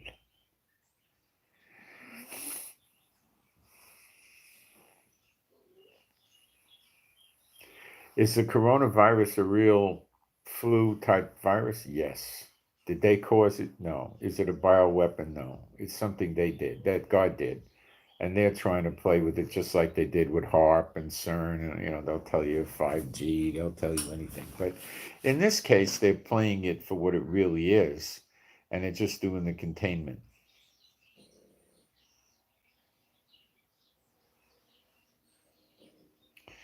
And that's why they're futzing around and telling you they don't have anything to treat it with. They're trying to develop it, but it's still a mystery what happened in China. Did China really, because it is a real plague, did China really get over this or not? And this type of plague is going to be another flu kind of plague. Uh,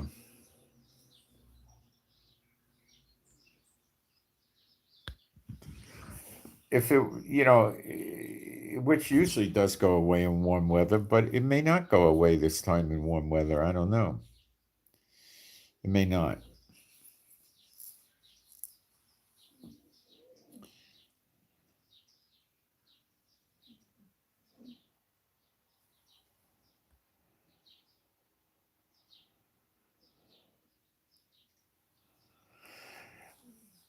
I thought I answered you this question, unless it was somebody else who mysteriously asked me the same unusual question. And the answer was obvious. Okay.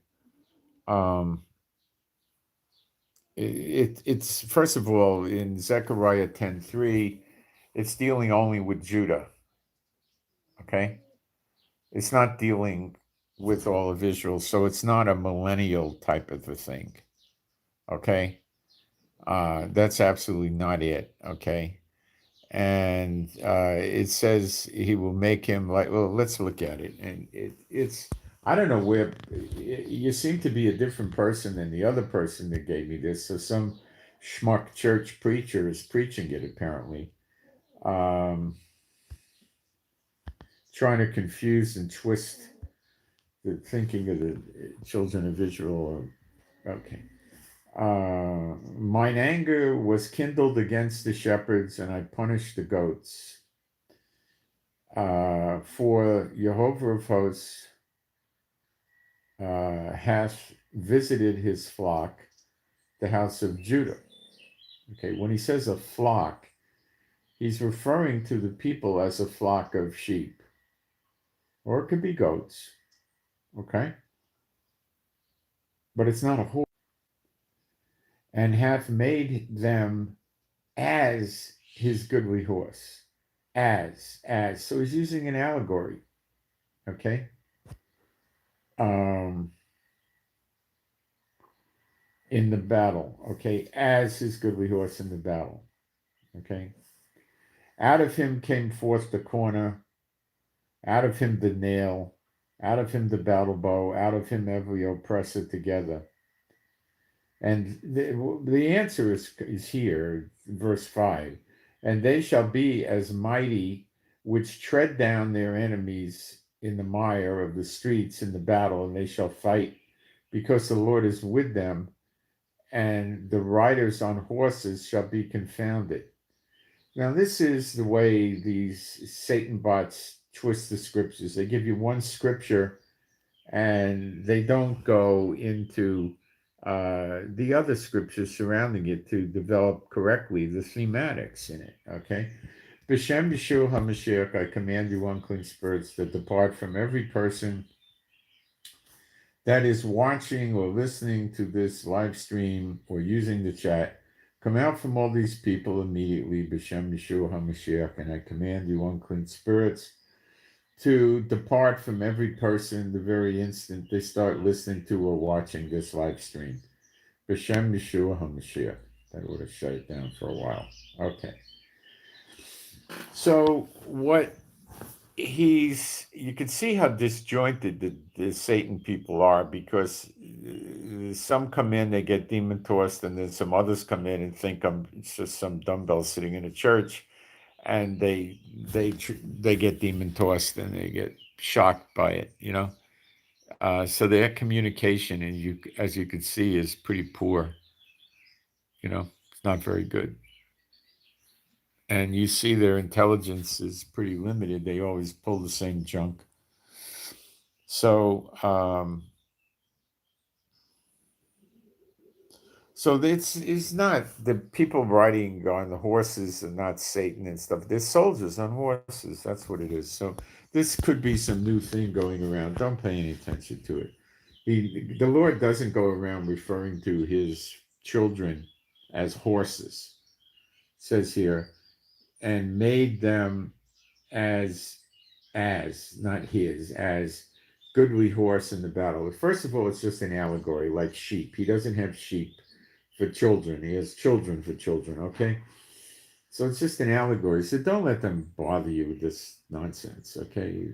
Now the person that put it in the chat may have picked it up from them or may have found it themselves or something. I don't know, but it's nonsense. Okay. So what you got is the nations can't. I could be wrong, but it seems to me they're getting ready to just shut everything down, so there's no exodus to Israel. Because when there was the first exodus, Pharaoh was trying to shut it down. Now they don't. Go to Ezekiel 20, and it describes the exodus to you, starting in 33, verse 33. As I live, saith Adonai Jehovah, surely with a mighty hand and with a stretched out arm and with fury poured out will I rule over you. And I will bring you out from the people and will gather you out of the countries wherein you are scattered with a mighty hand and a stretched out arm and with fury poured out. And I will bring you into the wilderness of the people, and there will I plead with you face to face. So he takes them into the wilderness of the people and he pleads with them. Now he could be doing that with a mighty hand that stretched out arm and with fury poured out, but I have a feeling what he's telling us is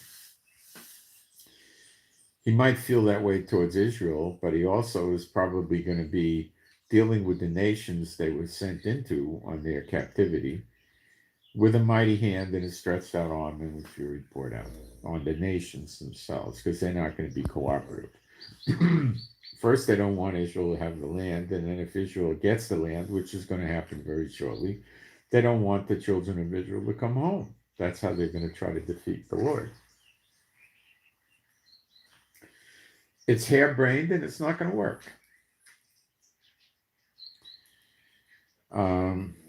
Like as I pleaded with your fathers in the wilderness of the land of Egypt, so will I plead with you, saith Adonai Jehovah, and I will cause you to pass under the rod and bring you into the bond of the covenant.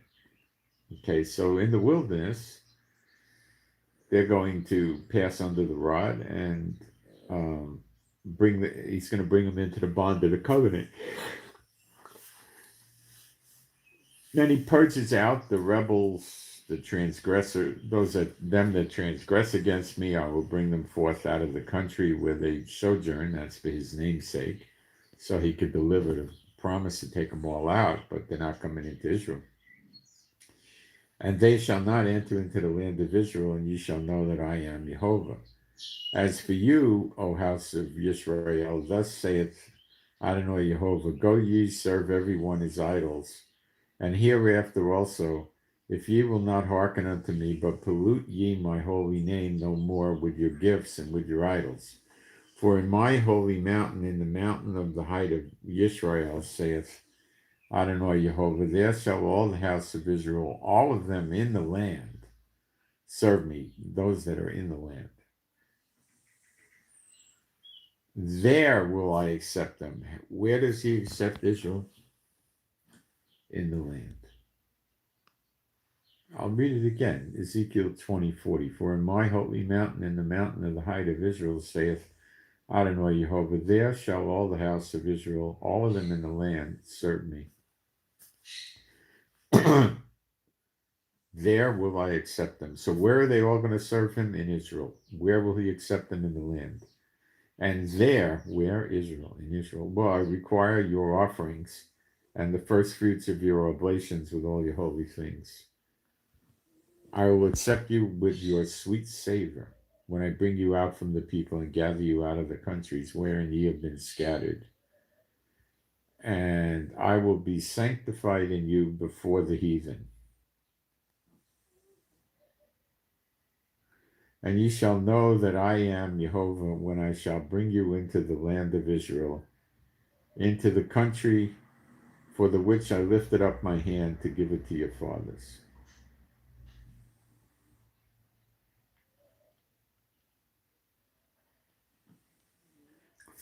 And there, where? In Israel, shall ye remember your ways and all your doings, wherein ye have been defiled, and ye shall loathe yourselves in your own sight for all your evils that ye have committed, and ye shall know that I am Jehovah when I have wrought with you for my name's sake.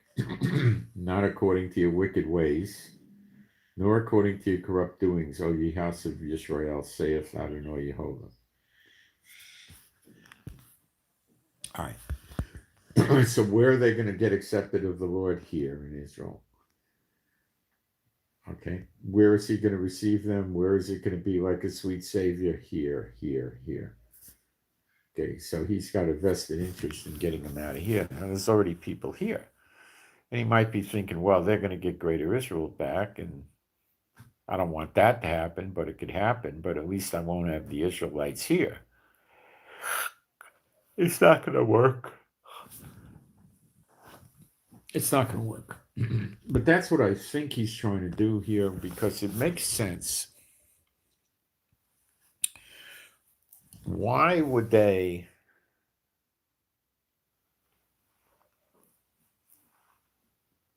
wreck their own economies? A couple of reasons. Number one, they can correct their own economies at will. I'll explain. They all agree to take each other's garbage money, printed paper. They all agree to take it, right? So the value of the currency doesn't go down. And then they tell the people, well, you don't have to pay your rent, pay your electric, pay this, pay that. Then they tell the employers they have to give the people confinement pay.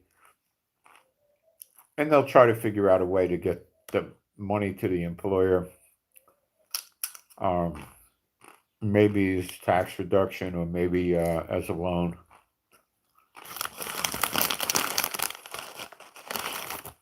They tell the banks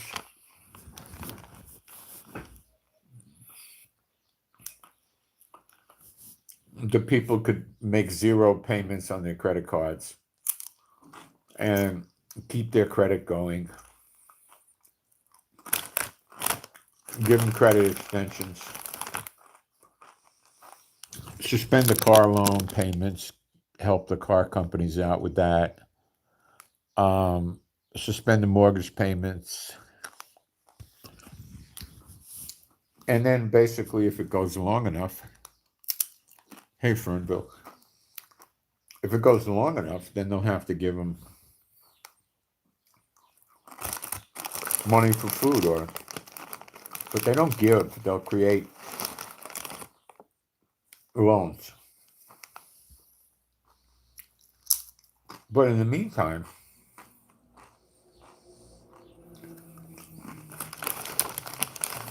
they're playing a dangerous game with their economy. Leslie, playing a very dangerous game with their economy, and it very likely can blow up in their face and go to civil war. And we know in Jeremiah 50:51 it says ruler fighting ruler.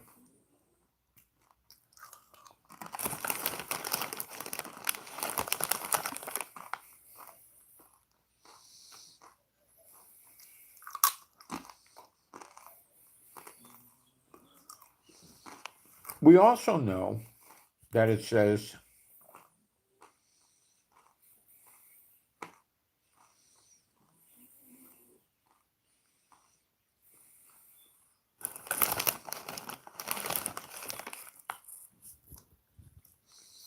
they tried to heal her, but they tried to apply balm to her wounds, but she would not heal.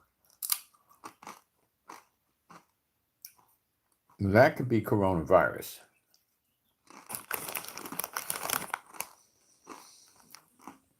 You notice how many more new cases are popping up now?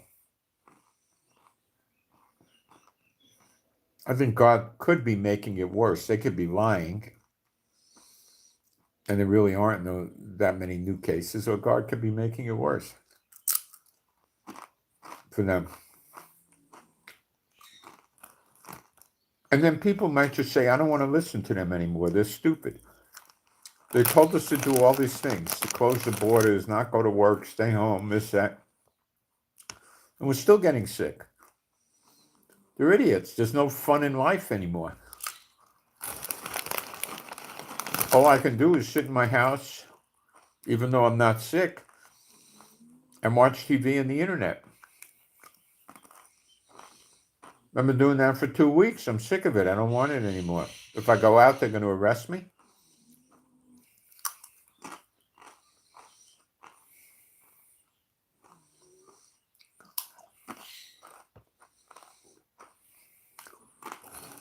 What about when it gets through the military and the police deeper, which it will?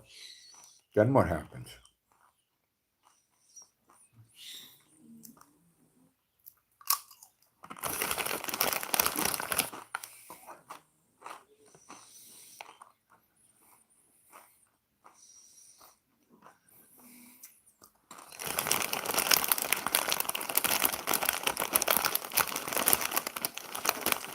There's nobody to enforce their laws. Their countries are falling apart. Look at all the floods they've had. Look at all the crop failures they've had. Look at all the fires they've had. Look at all the homeless people sleeping in the streets.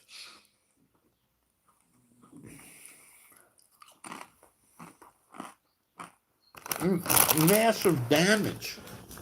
And they don't talk about it. They don't care. Now, this could be Corona, could be in Jeremiah. I'll do a fast review, and then I want to show you a new sign in the world that's quite catastrophic. It's not so new, but I mean, I'm going to show it to you. Newspaper headlines and all.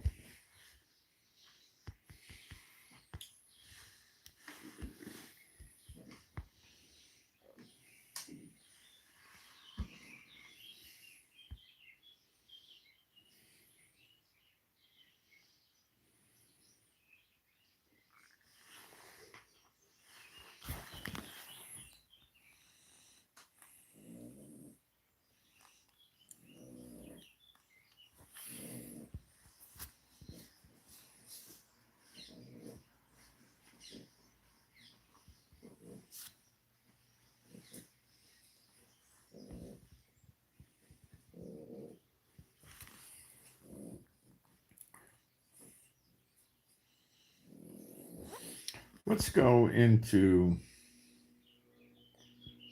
whoops, sorry, I got the wrong verse.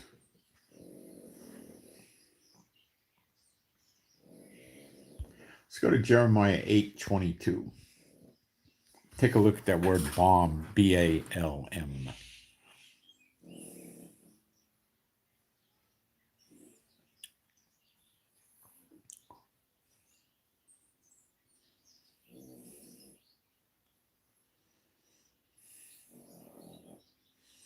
Jeremiah 8:19. Behold, the voice of the city of the daughter of my people. Because of them that dwell in a far country, is not Jehovah in Zion? Is not her king in her? Why have they provoked me to anger with their graven images and with their strange vanities? The harvest is past, the summer is ended, and we are not saved. For the hurt of the daughter of my people am I hurt. I am black. Now, that doesn't mean that we're all black Hebrews. It's darkened as in mourning. We're darkened or something, okay. Astonishment hath taken hold on me. Is there no balm in Gilead? Is there no physician there? Why then is not the health of the daughter of my people recovered? So it's used for the health of the people. It could mean a spiritual health. It could mean a physical health. But when we try to get healed physically, spiritually, we don't use physical means to do it. And balm is usually more physical, like Genesis 43:11. And their father Israel said unto them, if it must be so, now do this. Take of the best fruits in the land in your vessels, carry down the man a present, a little balm and a little honey, spices, myrrh, nuts, and almonds. Okay, so it's a physical thing.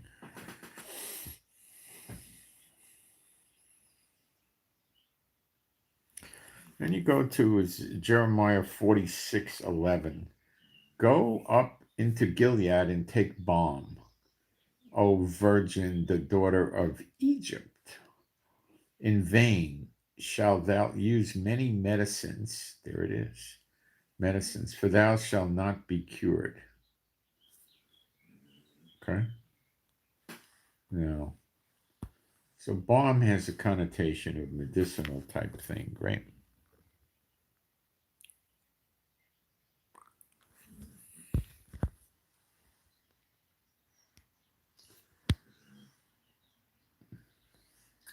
It's very easy for somebody like you to come in here and say, once you have spewed some random fact, then what? I'm not spewing random facts. You don't know what you're talking about. You can't have an argument. You're just sitting there attacking. If you don't like this, I invite you to leave. I don't care. But you make no sense. You're just attacking me. Are you a servant of Satan? Let's see. Let's test. You don't mind if I throw the demons out of you, do you? Nah. B'Shem Yeshua HaMashiach, I command you unclean spirits to depart from every person using this chat now. B'Shem Yeshua HaMashiach. Okay. Now we go to Jeremiah 51:8. Babylon is suddenly fallen and destroyed. Howl for her. Take balm for her pain. Okay, so she has pain. Let's look up the word pain, which means pain. Sorrow. It can mean sorrow. Or it can mean anguish too. Take balm for her pain. The word balm is Strong 6875, which is a balsam, B-A-L-S-A-M, a ball, a salve, a medicine. Could be distilled medicine. Okay, that's what it is. Distilled medicine for her pain or her anguish. If so be, she may be healed. And the word for healed means to make healthful. Okay? So the whole country is not going to be made spiritually helpful, I don't believe. Okay? Because it says in the verse preceding, Babylon hath been a golden cup in Jehovah's hand that made all the earth drunken. The nations have drunken of her wine. Therefore the nations are mad. Okay? So Babylon is suddenly fallen and destroyed. Howl for her, take balm for her pain, if so she may be healed. We read of plagues in the birth pangs in Matthew 24, Luke 21, Mark 13. And here we see balm for her pain. Now, of all the birth pang signs we've seen, we don't really see anything that's causing pain till we get to coronavirus, do we? No. We would have healed Babylon, but she is not healed. Forsake her, and let us go everyone into his own country, for her judgment reacheth unto heaven, and is lifted up even to the skies. The Lord hath brought forth our righteousness. Come and let us declare in Zion. So they're going to Zion. So that's the Israelites there. The work of Jehovah our God. All right. So you do see, I believe you see coronavirus in there, and I think the nations have their own idea of how they want to retaliate against God for this and how to use it in their favor. But, it doesn't work. Okay. Now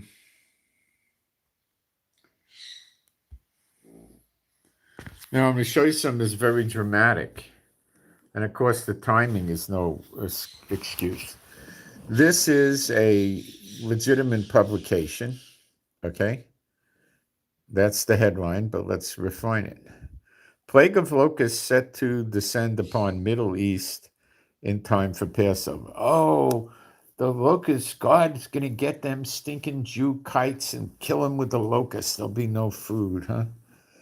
But read what it says. extremely alarming desert locust swarms forming in Horn of Africa, but will skip Holy Land. Oh.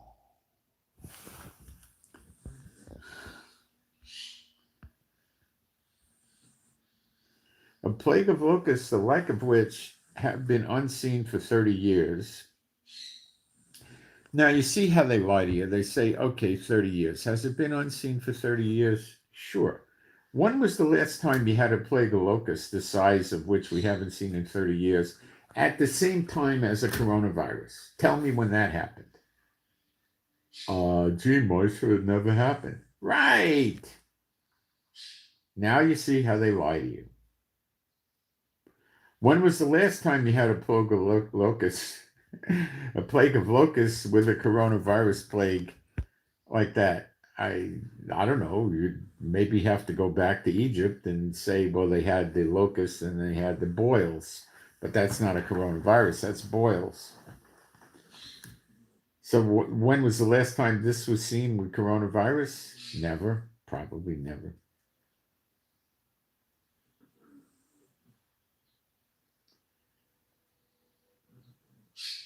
Dum, dum, dum, dum. You have the right to look up and raise your head high, because your redemption draweth nigh. Dum, dum, dum, dum. Okay, about to hit Africa and the Middle East. Adding to the perfect biblical storm, the current coronavirus pandemic is affecting the travel of international experts and in-country gatherings for training to combat the locust threat. So they've decided to shut the travel down to be little Weisenheimer Satan bots and lock Israel in, lock the nation, the people of Israel in from coming home when the time comes, which is like what, any day, to combat the locust threat. So now it's coming around and biting them in the derriere. If you got kids listening, I doubt they know what derriere is. And Rome-based senior locust forecasting officer. Wow, that's a mouthful, huh? Rome-based senior locust forecasting officer.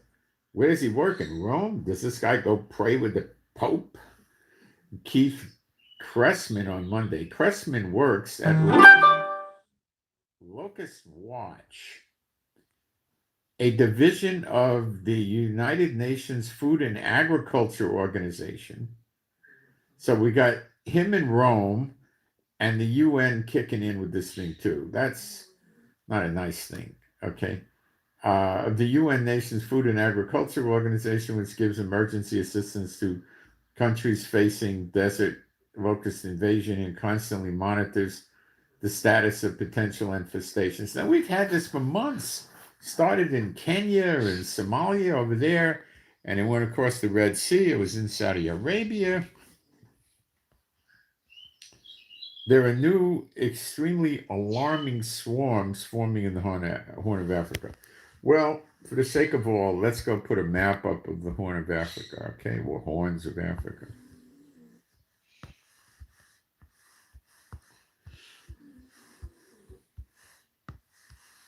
See, I told you the Lord separates how he deals with the nations as how he does with Israel, which is in the Bible.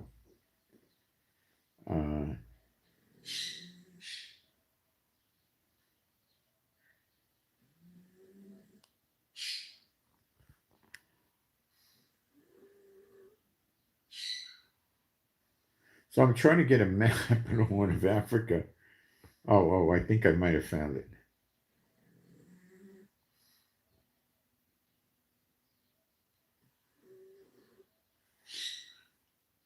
Okay, it means the region of Djibouti, Eritrea, Ethiopia, and Somalia. Guess what country these countries are really in? Yisrael Gadol, Greater Israel. Oh, Moshe, that's just a coincidence. Yeah. And when you start seeing pink giraffes flying, call me up and let me know, okay? Let's get a map going. everybody says pigs flying. What do I even want to talk about a pig? How about a nice giraffe? You know, giraffe is actually kosher. I've never eaten one. I don't really particularly care to start going after giraffes, but they are kosher.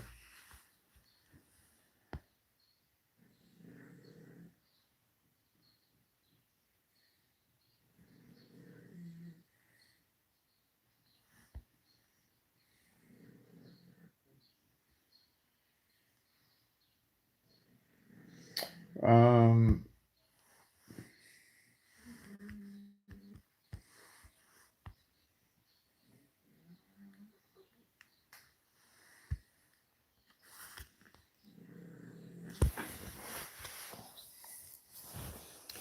okay. As we studied a little while ago, everything east or this side of the Nile River belongs to Greater Israel, our Israel, the promise to Abraham and his seed is named Yeshua HaMashiach, or they say Jesus Christ in the church. Now tell me, when have you heard of Father God Jehovah breaking a promise he made to Yeshua HaMashiach and Father God Abraham? Not God, Father Abraham. When have you ever heard of him doing that? Never. Is he a covenant breaker? No. Will he break the backs of billions of these people to enforce his word? You bet. You bet he will. Don't be misunderstood about that at all. There's the Nile, and it goes all the way down to this lake, which I understand is a beautiful lake. It's called Lake Victoria. That's where it stops. So you see that we got a piece of Kenya, not all, because down here I don't think would be ours. A good large hunk of Uganda.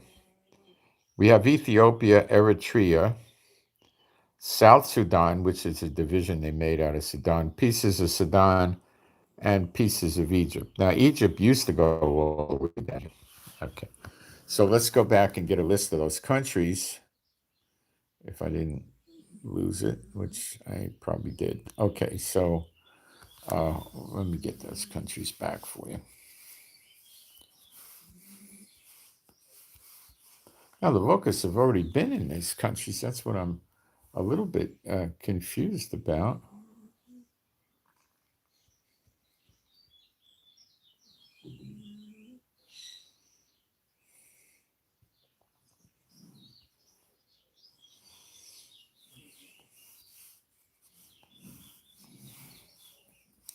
That was today's paper, by the way.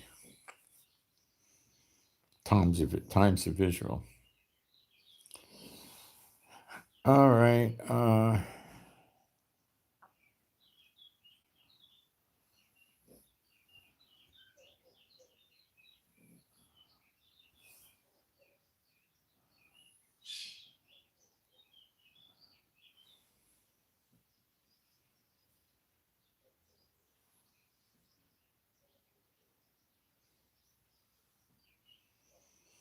Okay, it's one of the countries in the Horn of Africa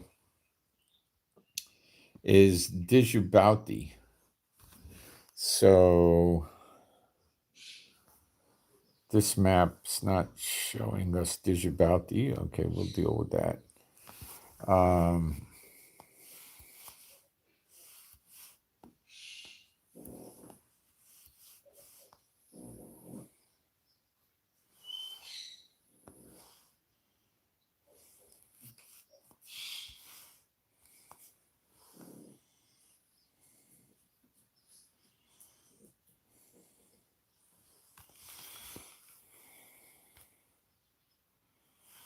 All right, I'll orient you. Here's Eritrea, here's Ethiopia, here's Djibouti, and here's Somalia. So Djibouti is artificially a little piece they created right here by Yemen. So now we can go back to the map, and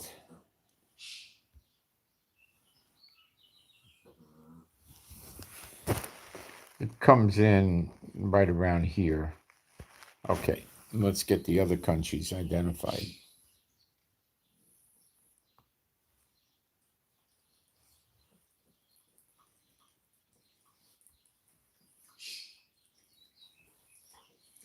Eritrea and Ethiopia.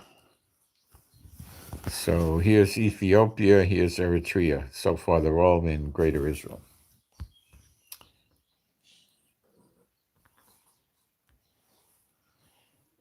And the last one is Somalia, which is not on this map.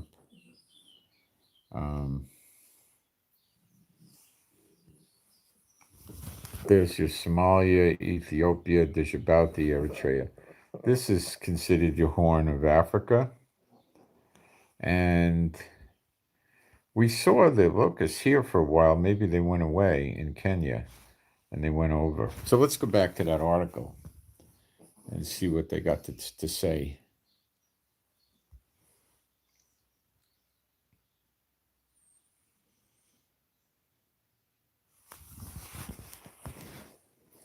Actually, it's not today, it's yesterday. It's 16th of March. But it was in the evening, so anyway. The desert locust, that's a picture of the little dudes, is the most destructive. Oh, I know what happened. The first plague, they laid the eggs and they died off. I heard that. And then the new eggs were hatching the other day, I think last week or something. This must be the next batch. It's the most destructive migratory pest in the world, as depicted in the book of Exodus. Oh my, what a coincidence. We were just talking about the book of Exodus.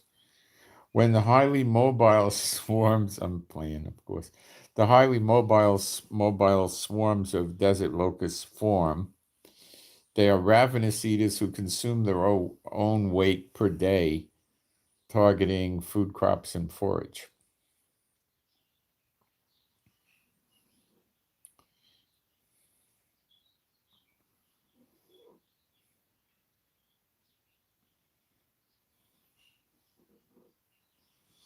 The current widespread breeding in Kenya, Ethiopia, and Somalia represents an unprecedented threat to food security and livelihoods.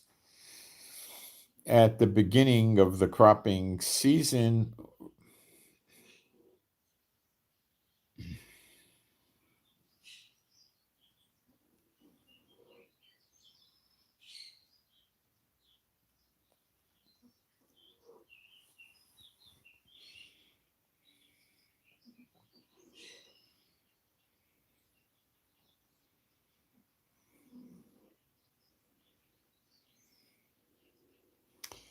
he said, starting in the early 2020, by crying out loud, it's only about 10 weeks into, or 11 weeks into 2020.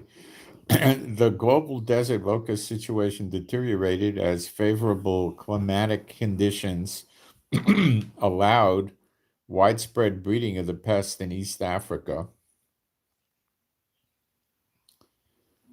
Southwest Asia,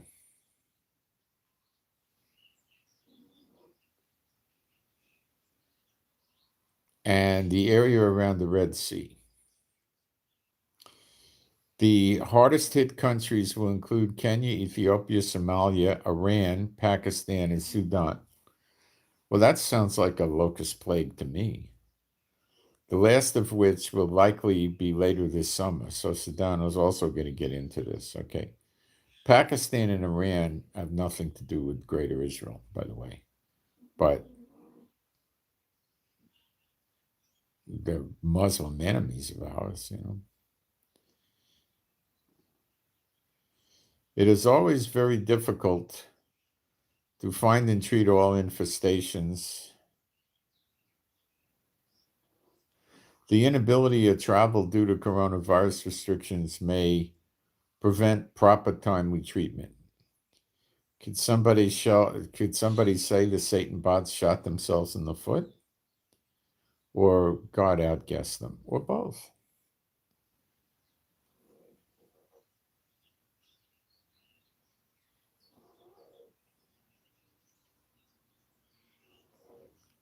This guy Crossman doesn't seem to see it hitting Israel, but he does have a locust map here. Let's take a look. Whoops. Try that again more. mildly. Try it again. Okay.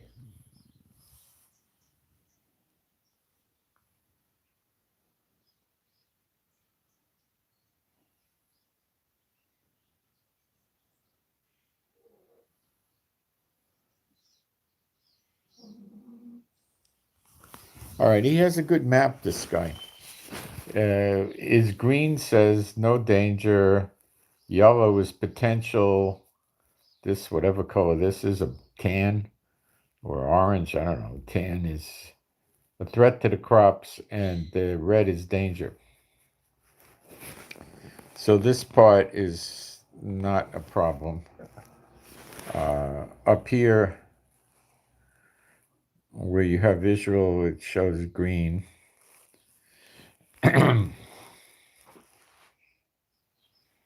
The red and the danger zones are right around here that we just talked about, and then they're up in Yemen, Oman. All this is Greater Israel that I ran down with you, and Iraq. It's Saudi, and then they got danger areas here near India, which are could be massive problem, and Pakistan. Now, if it's in Pakistan, it's probably going to go into India.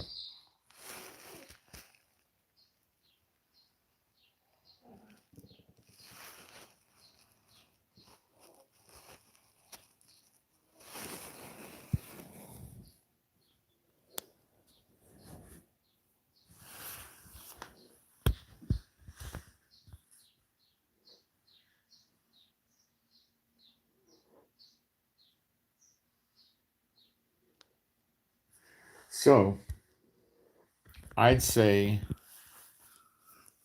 that you got yourself a heck of a problem brewing here with locusts. And do you hear the government doing anything about it, or are they just licking their coronavirus wounds? Well, they're doing nothing about the locusts that I can detect. So it's going to get worse. And it's going to keep getting worse. The Lord's going to keep pouring on the signs, and they're going to be bewildered to the point where they're not going to be able to do anything to stop us from getting our land back. Netanyahu and them with the jets aren't going to do it. It's not going to be. It's going to, not by might, not by power, but by my spirit. It's going to have to be people doing it that love the Lord and have His Holy Spirit that listen to Him. They're the ones that are going to get the deliverance, not the Satan bought governments. They're not going to be here. The yoke's coming off their neck, our neck, from them, foreign and domestic. Um,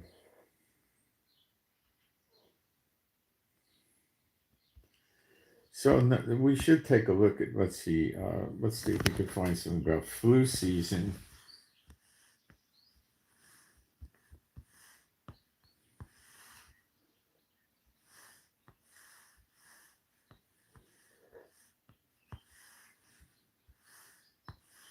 (2019 to 2020), not coronavirus, flu season.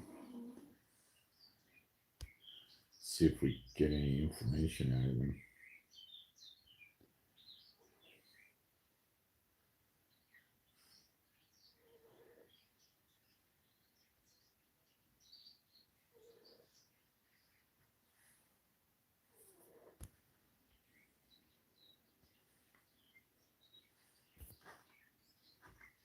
Yeah, they're just talking about vaccinations. Let's see what else we can find.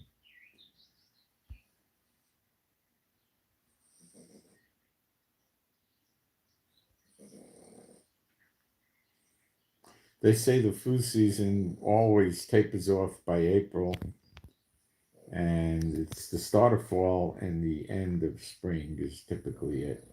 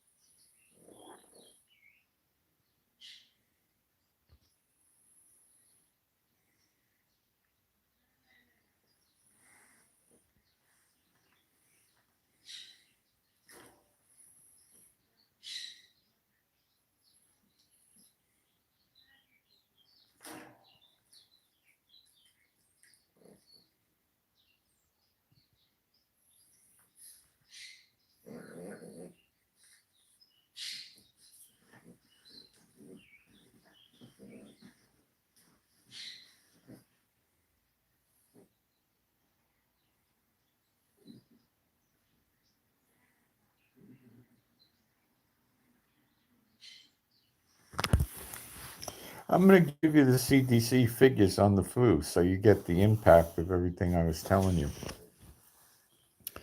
This is a publication called Homodia. This is coming from the CDC figures.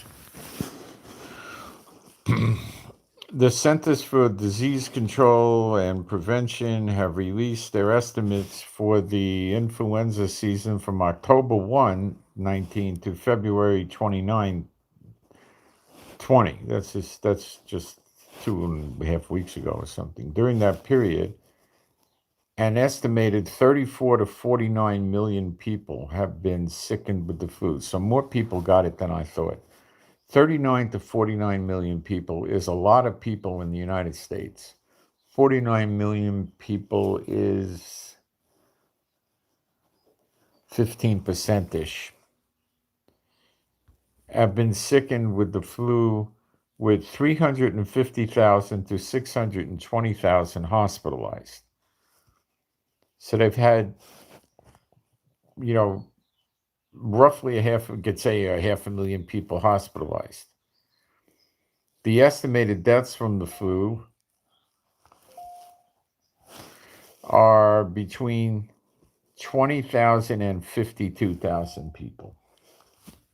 That's your flu season this year. That's not your coronavirus. They're not calling that the flu. The estimates are provided in ranges since the CDC does not capture all cases of flu that occur in the U.S., since influenza is not a reportable disease in most areas of the U.S. Okay? That's why I think my wife and I think we had corona. That's not normal. People don't get that way with the flu, where you have 500,000 people hospitalized for the flu. That doesn't make sense. It makes no sense. No.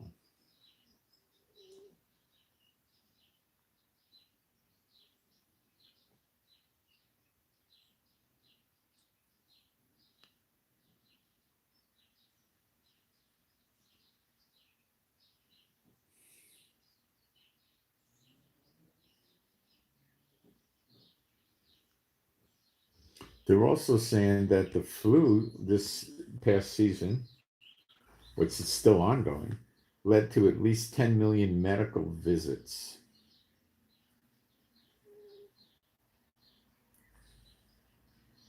It means they go to the doctor or something.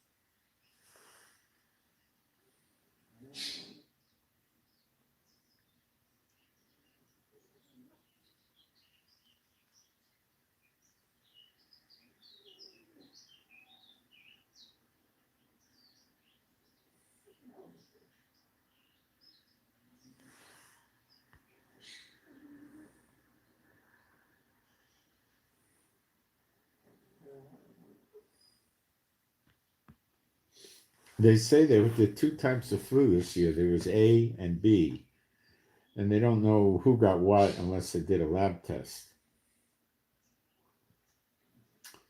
And the A are the ones that can cause the pandemic. But they have had A. Influenza A.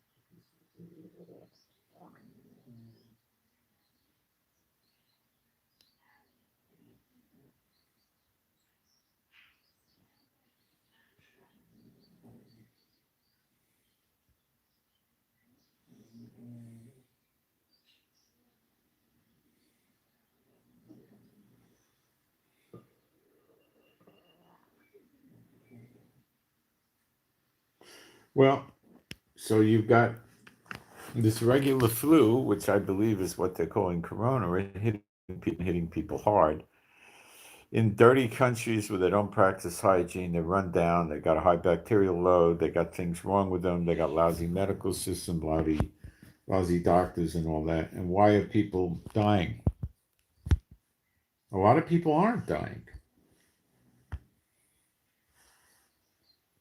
There's a lot that are, and a lot that aren't.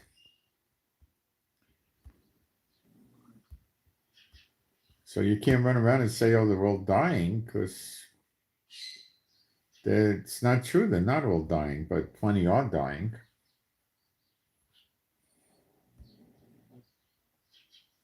The only thing I could think of why they want to lock the people down is they want to keep the people from traveling in the second exodus to come back to Israel. I don't think anything else would be that important to the Satanists. I could be wrong. Go keep praying about it that we get the right answer, but I think this is it. Now,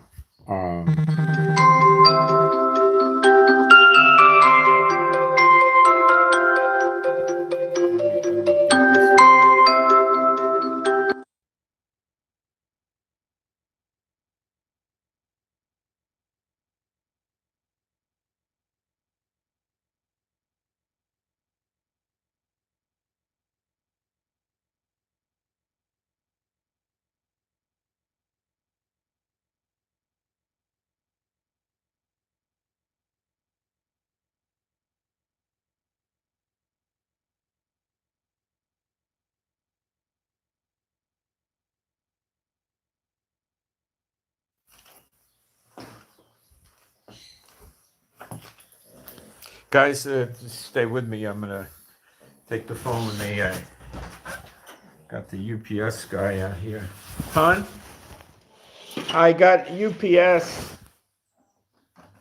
You want to work the door and I can slip out?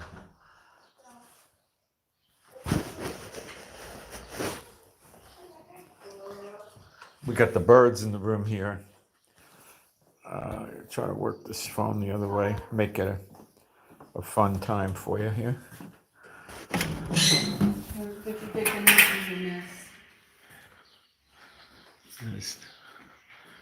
The bird boys, the bird girls.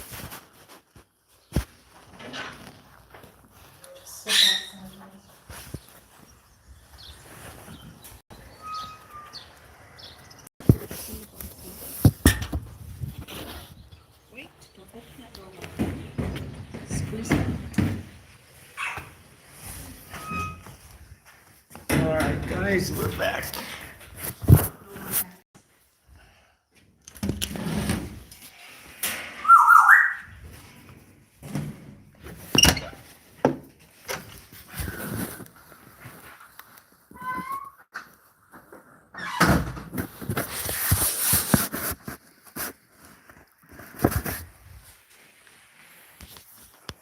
Okay.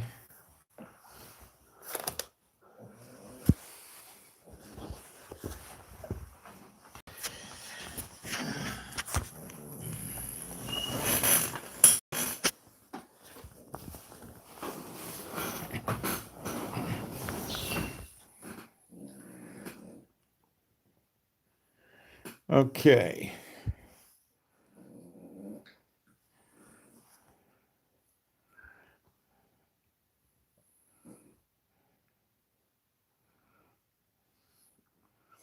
They talk about a growing number of celebrities that have corona. Idris Elba, don't know who he is. Tom Hanks, I know. Rita Wilson, I know. Christopher Hiv, Jew, I don't know who that is. Olga Kurylenko, don't know who that is.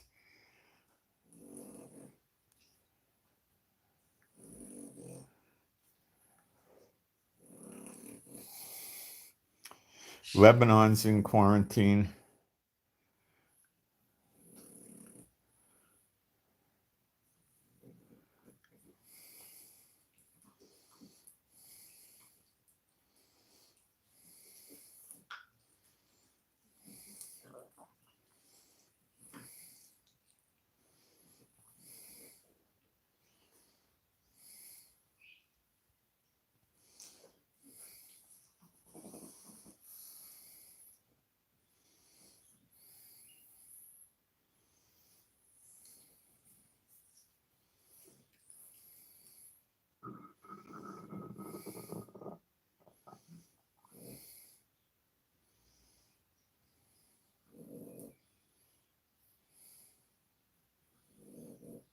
This thing is highly contagious. A lot of times my wife would be sick and I wouldn't get it. And frequently I would be sick and she wouldn't get it. Not sick, have a cold or a scratchy throat, not really sick. Uh, when we had this, we knew it was so unusual and so weird that we were telling people not to come to the house because we were sick. And we never would really do that before. It'd be really something we wouldn't do. Uh,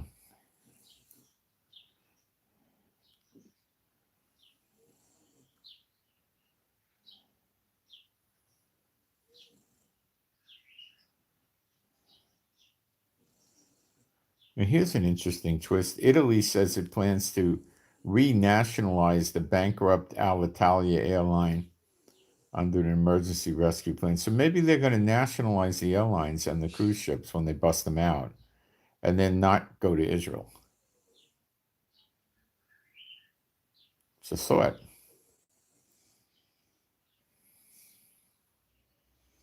That's why I guess the Bible says we'll be going on the ships of Tarshish. Well, I'm here already, but some people.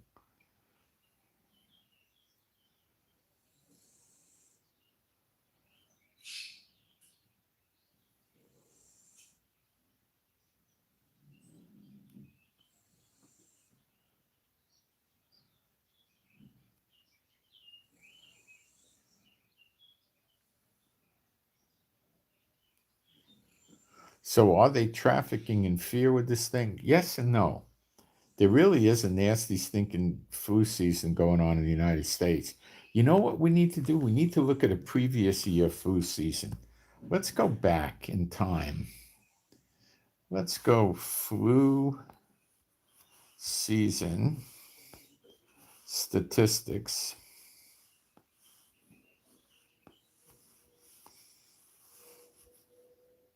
2010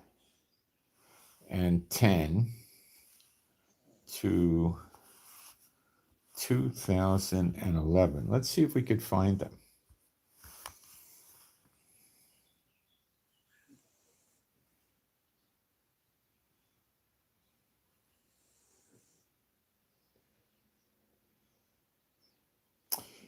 Here they are, right from the CDC site.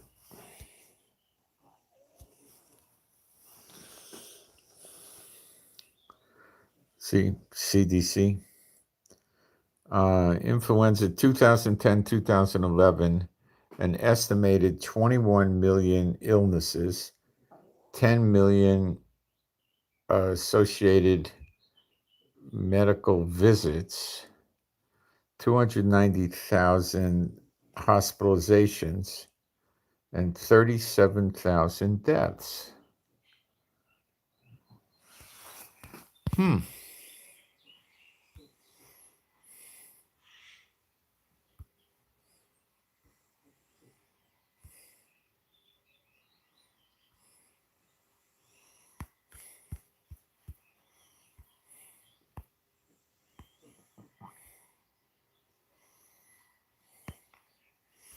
Let's just do a comparison. So the 1919 to 2020 season, they're estimating it to come in at 34 to 49 million people. In 2010 to 11, it came in with 21 million. So it's coming in at roughly twice as much.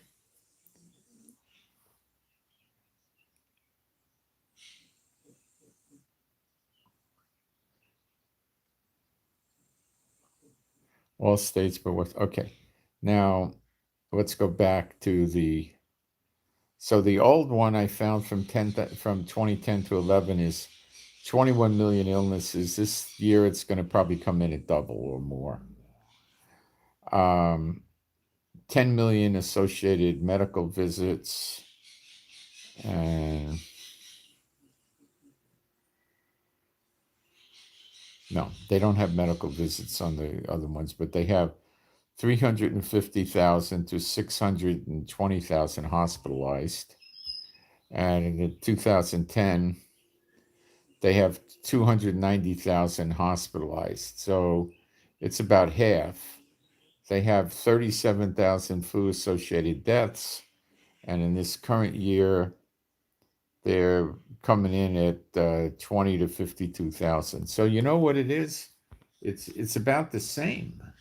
I double rather. I'm sorry. It's about double this year. That's really what it is. Let's pick another year just to make sure we didn't goof anything up. Flu season statistics. Let's say 2000. I don't know. Let's say 2014 to 2015.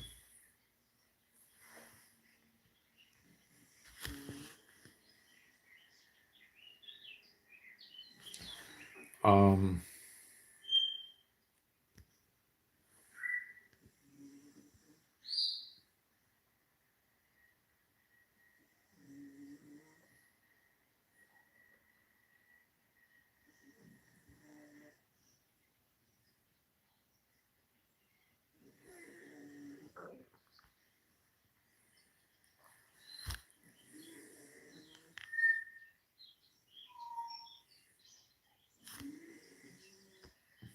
no, this is some more in-depth thing. I can't get anything out of it. Um,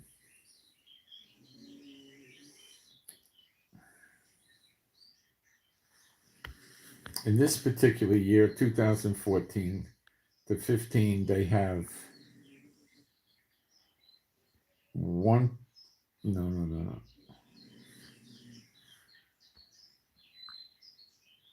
That's what they estimate they prevented.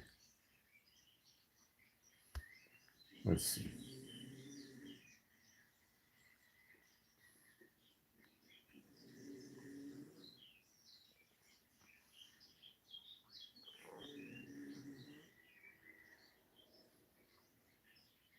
Oh, I got a whole spreadsheet of them here. Okay, 2010 to 11. Oh, that's not real. They're just telling you what they prevented from happening, the jackasses. They don't want to give you the figures.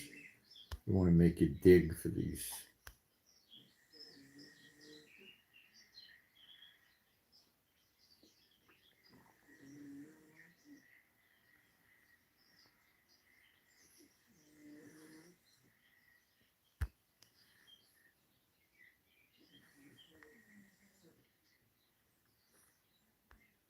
This is the cases that they avoided by giving the vaccines. I'm not interested in their speculative blowing their own horn thing. Um,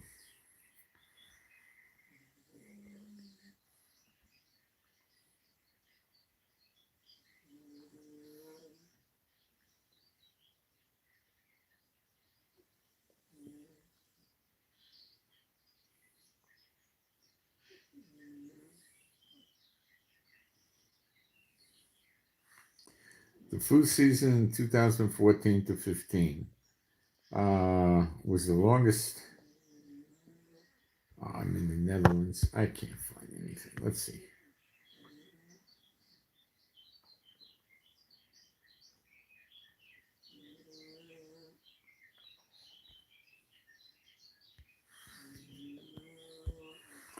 Try the 13 to 14 season. I can maybe get that. Let's see.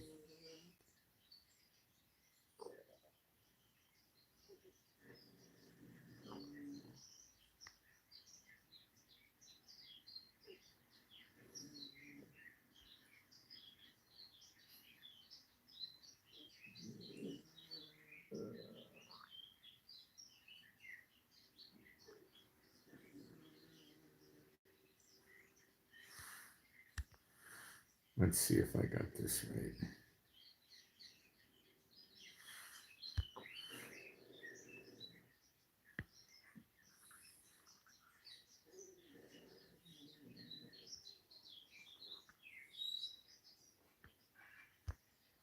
Well, they sure like to conceal figures.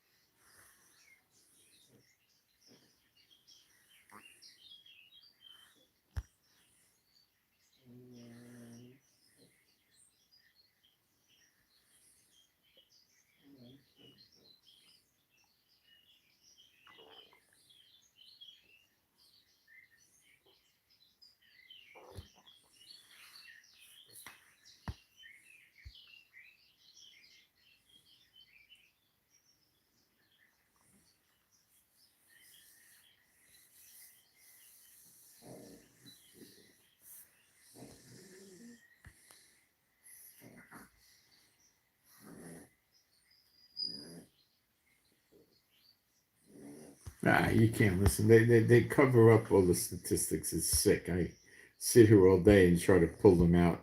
They just keep trying to give you statistics showing you how great their vaccine is. Idiots. So let me reiterate the sign of signs that I showed the people repeatedly. I'm going to do it again.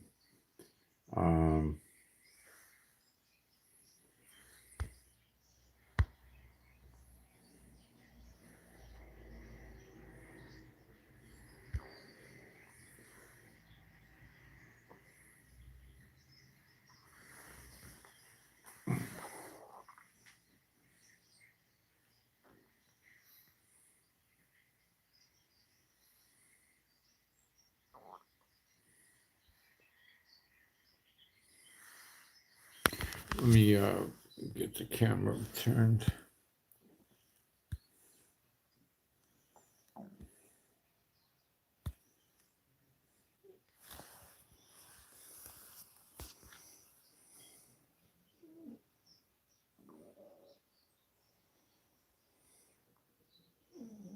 No, it's the wrong video. Let's go back.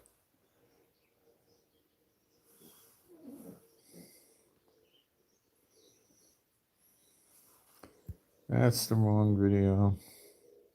There it is. See if we can get this bigger. Should get bigger.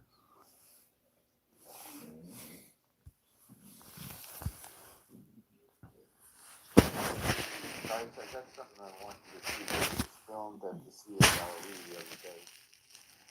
And the shape of this. Yeah, Friday.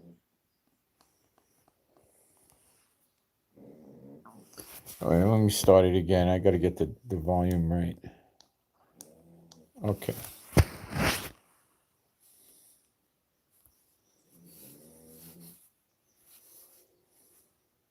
At the Sea of Galilee the other day. And the shape of this. Friday. Yeah, Friday. And the shape of this, what you're going to see, is interesting. Okay, I'm going to switch it.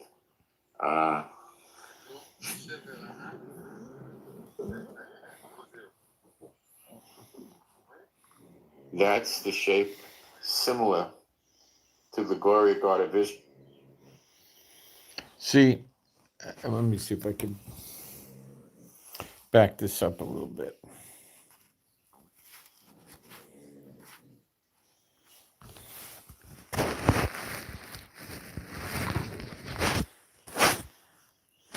That's what the glory cloud looked like when the children of Israel were in the desert with Moses and Aaron. Now, this throw here across the Galilee is 5 miles, and the throw this way is 7. It appears this thing is covering most of the Galilee. That's an area that could hold a lot of people. The glory cloud went before them in the day and sheltered them from the heat, the rain, the sun. And this appeared in the Sea of Galilee. I didn't take it, but this is taken right by my house, I believe. A brief walk from the house, I think. Let me see if I can. Well, what's the point? It's right near us. And it's the ridge, and we live up on the ridge. And now, what I'm going to tell you is this. Is this it's one of two things. This is actually a regular cloud just representing the glory cloud to make the people know that it's coming. It's over the Sea of Galilee. Okay. That's not at Venice Beach or Orchard Beach or Jones Beach. It's, or Ipanema. It's the Sea of Galilee. You've maybe read about that in the Bible someplace, right? You may have read Yeshua spent a lot of time up at the Sea of Galilee. Or it's really the glory cloud.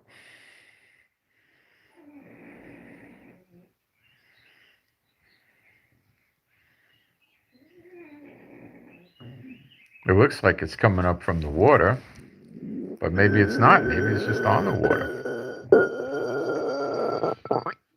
I can't tell you that it is the real glory cloud, and I can't tell you that it's not, because I don't know.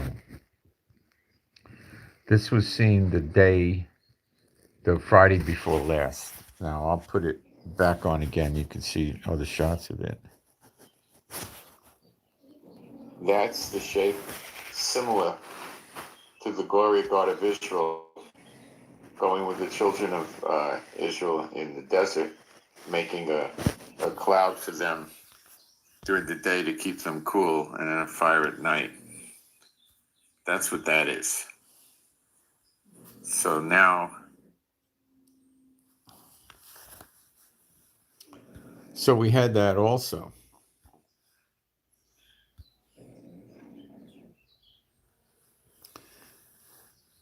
How come nobody else is talking about that? I don't know.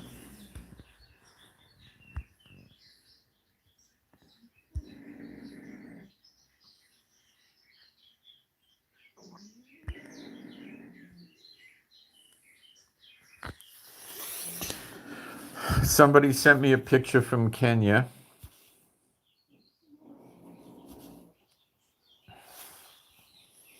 There's an albino giraffe. He's not a pink giraffe flying with wings, but he is an albino giraffe. Looks nice. I'd like to meet him someday. Give him some food, hang out with him.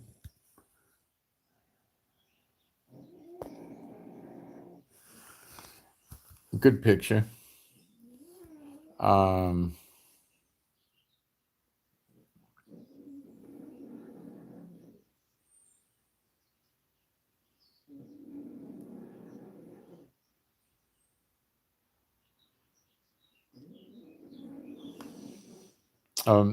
I don't know if occasionally people tell me they don't get notices and of me being on the air, and I know that happens. It absolutely does.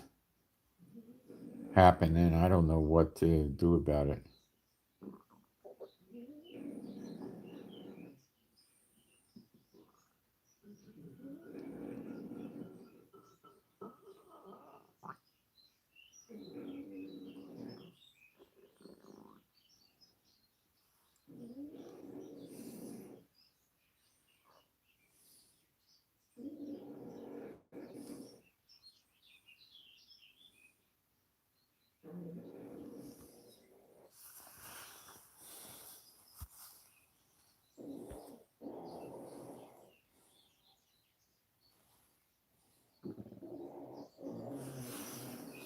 There's a person that wrote me thinking I blocked them. I don't believe I blocked them.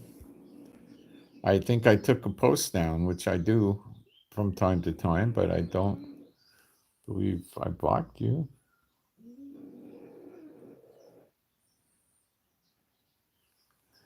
Um,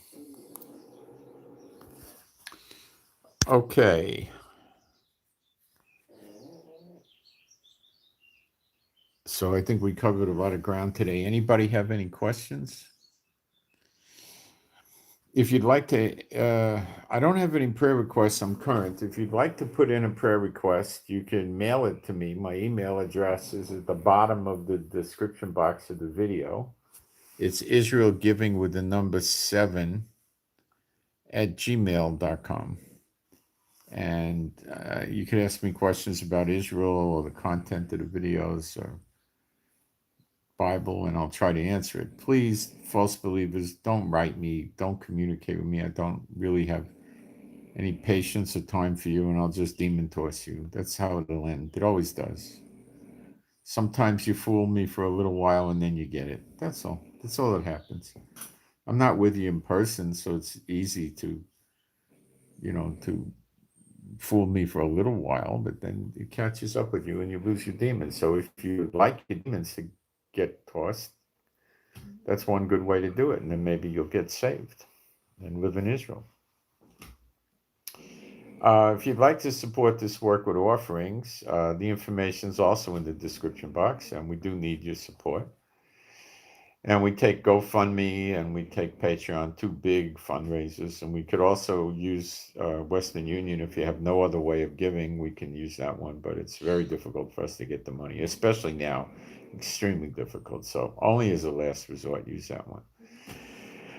And I'll keep you updated during the day. Now, something's wrong with what the government's doing. Is it because they're trying to keep the people in to stop them from coming to Israel? It's a good theory.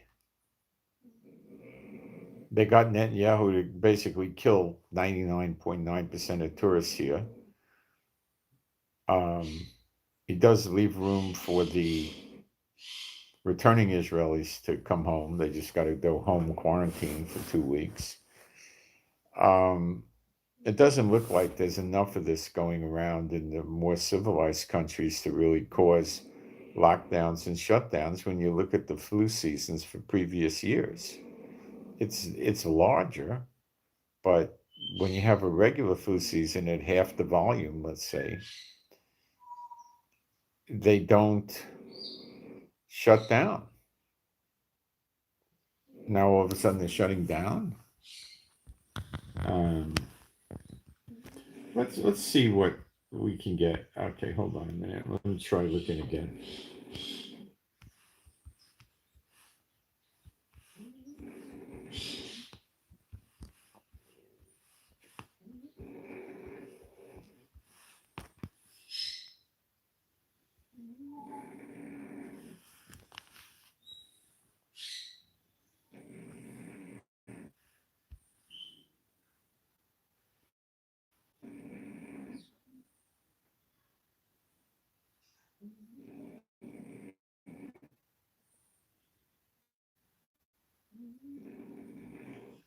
Okay, I got good statistics now. This is a CDC website. I'll switch it over so you can see it's a CDC website. There it is, cdc.gov. Estimated influenza disease burden by season, 2010 to 2018-19. Okay, so The first year, 2010 to 11, they estimate 21 million people um, got the flu, 10 million medical visits, and hospitalizations, 290,000, 37,000 dead. The next year, 11 to 12, the estimate was low, 9,300,000 cases, 4,300,000 medical visits, 140,000 hospitalized, and 12,000 dead. 2012 to 13, 34 million cases, 16 million medical visits, 570,000 hospitalized, and 43,000 deaths. See, it's not such a big deal going on here. 2013 to 14, 30 million cases, 13 million visits, 350,000 hospitalized, and 38,000 deaths. 2015,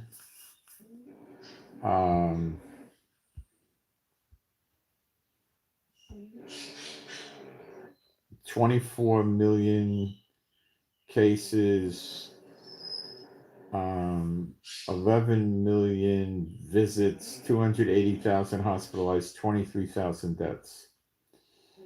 2016 to 17, 29 million cases, 14 million doctor visits, 500,000 people hospitalized, and 38,000 deaths.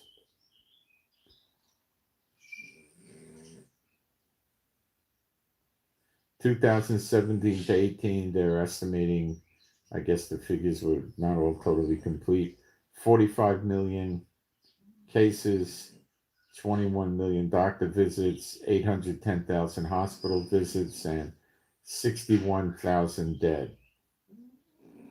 Now that is the 17 to 18 year. And then the 18 to 19 year, which I don't believe is completed, they're coming in at 35 million cases, 16.5 million doctor visits, 490,000 hospitalized, and 34,000 dead. So last year, 17 to 18, was 61 million dead and 810,000 hospital visits. So it was worse in the year 2017 to 18.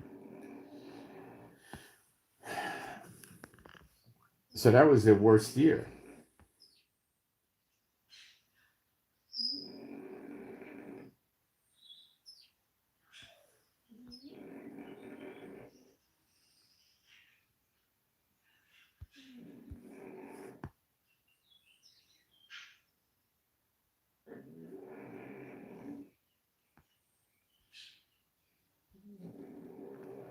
So now we got some good statistics, and it's not that big a deal with the flu. How many coronaviruses do they have so far? What do they have? A few thousand, maybe, in a country? 1,000, 2,000, something like that. It's just a flu type thing.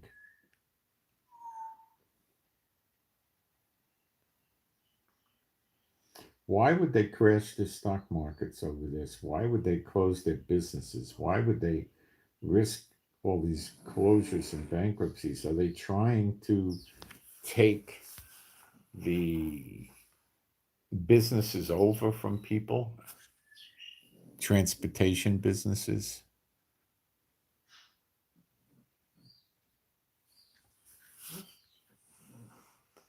Stop people from coming to Israel?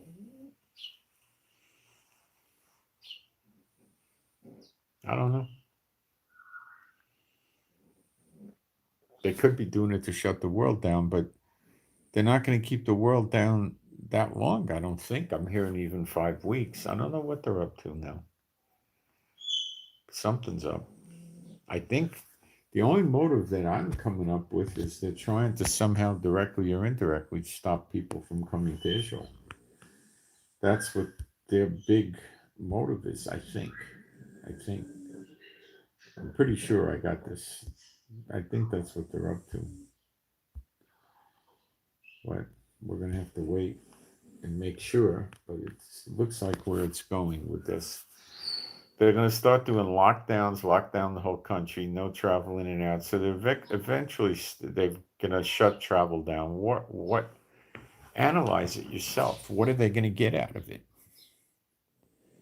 What are they going to get out of shutting the travel down? The only thing I could think of is that is so important is to stop people from coming to Israel. They didn't get the guns away from anybody in the U.S. This isn't getting guns away.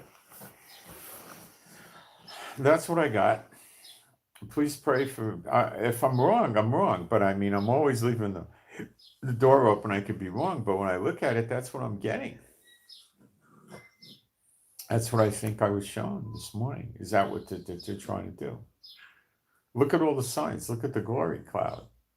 Look at the locusts. Look at these plagues. They're getting worse. They're enhancing.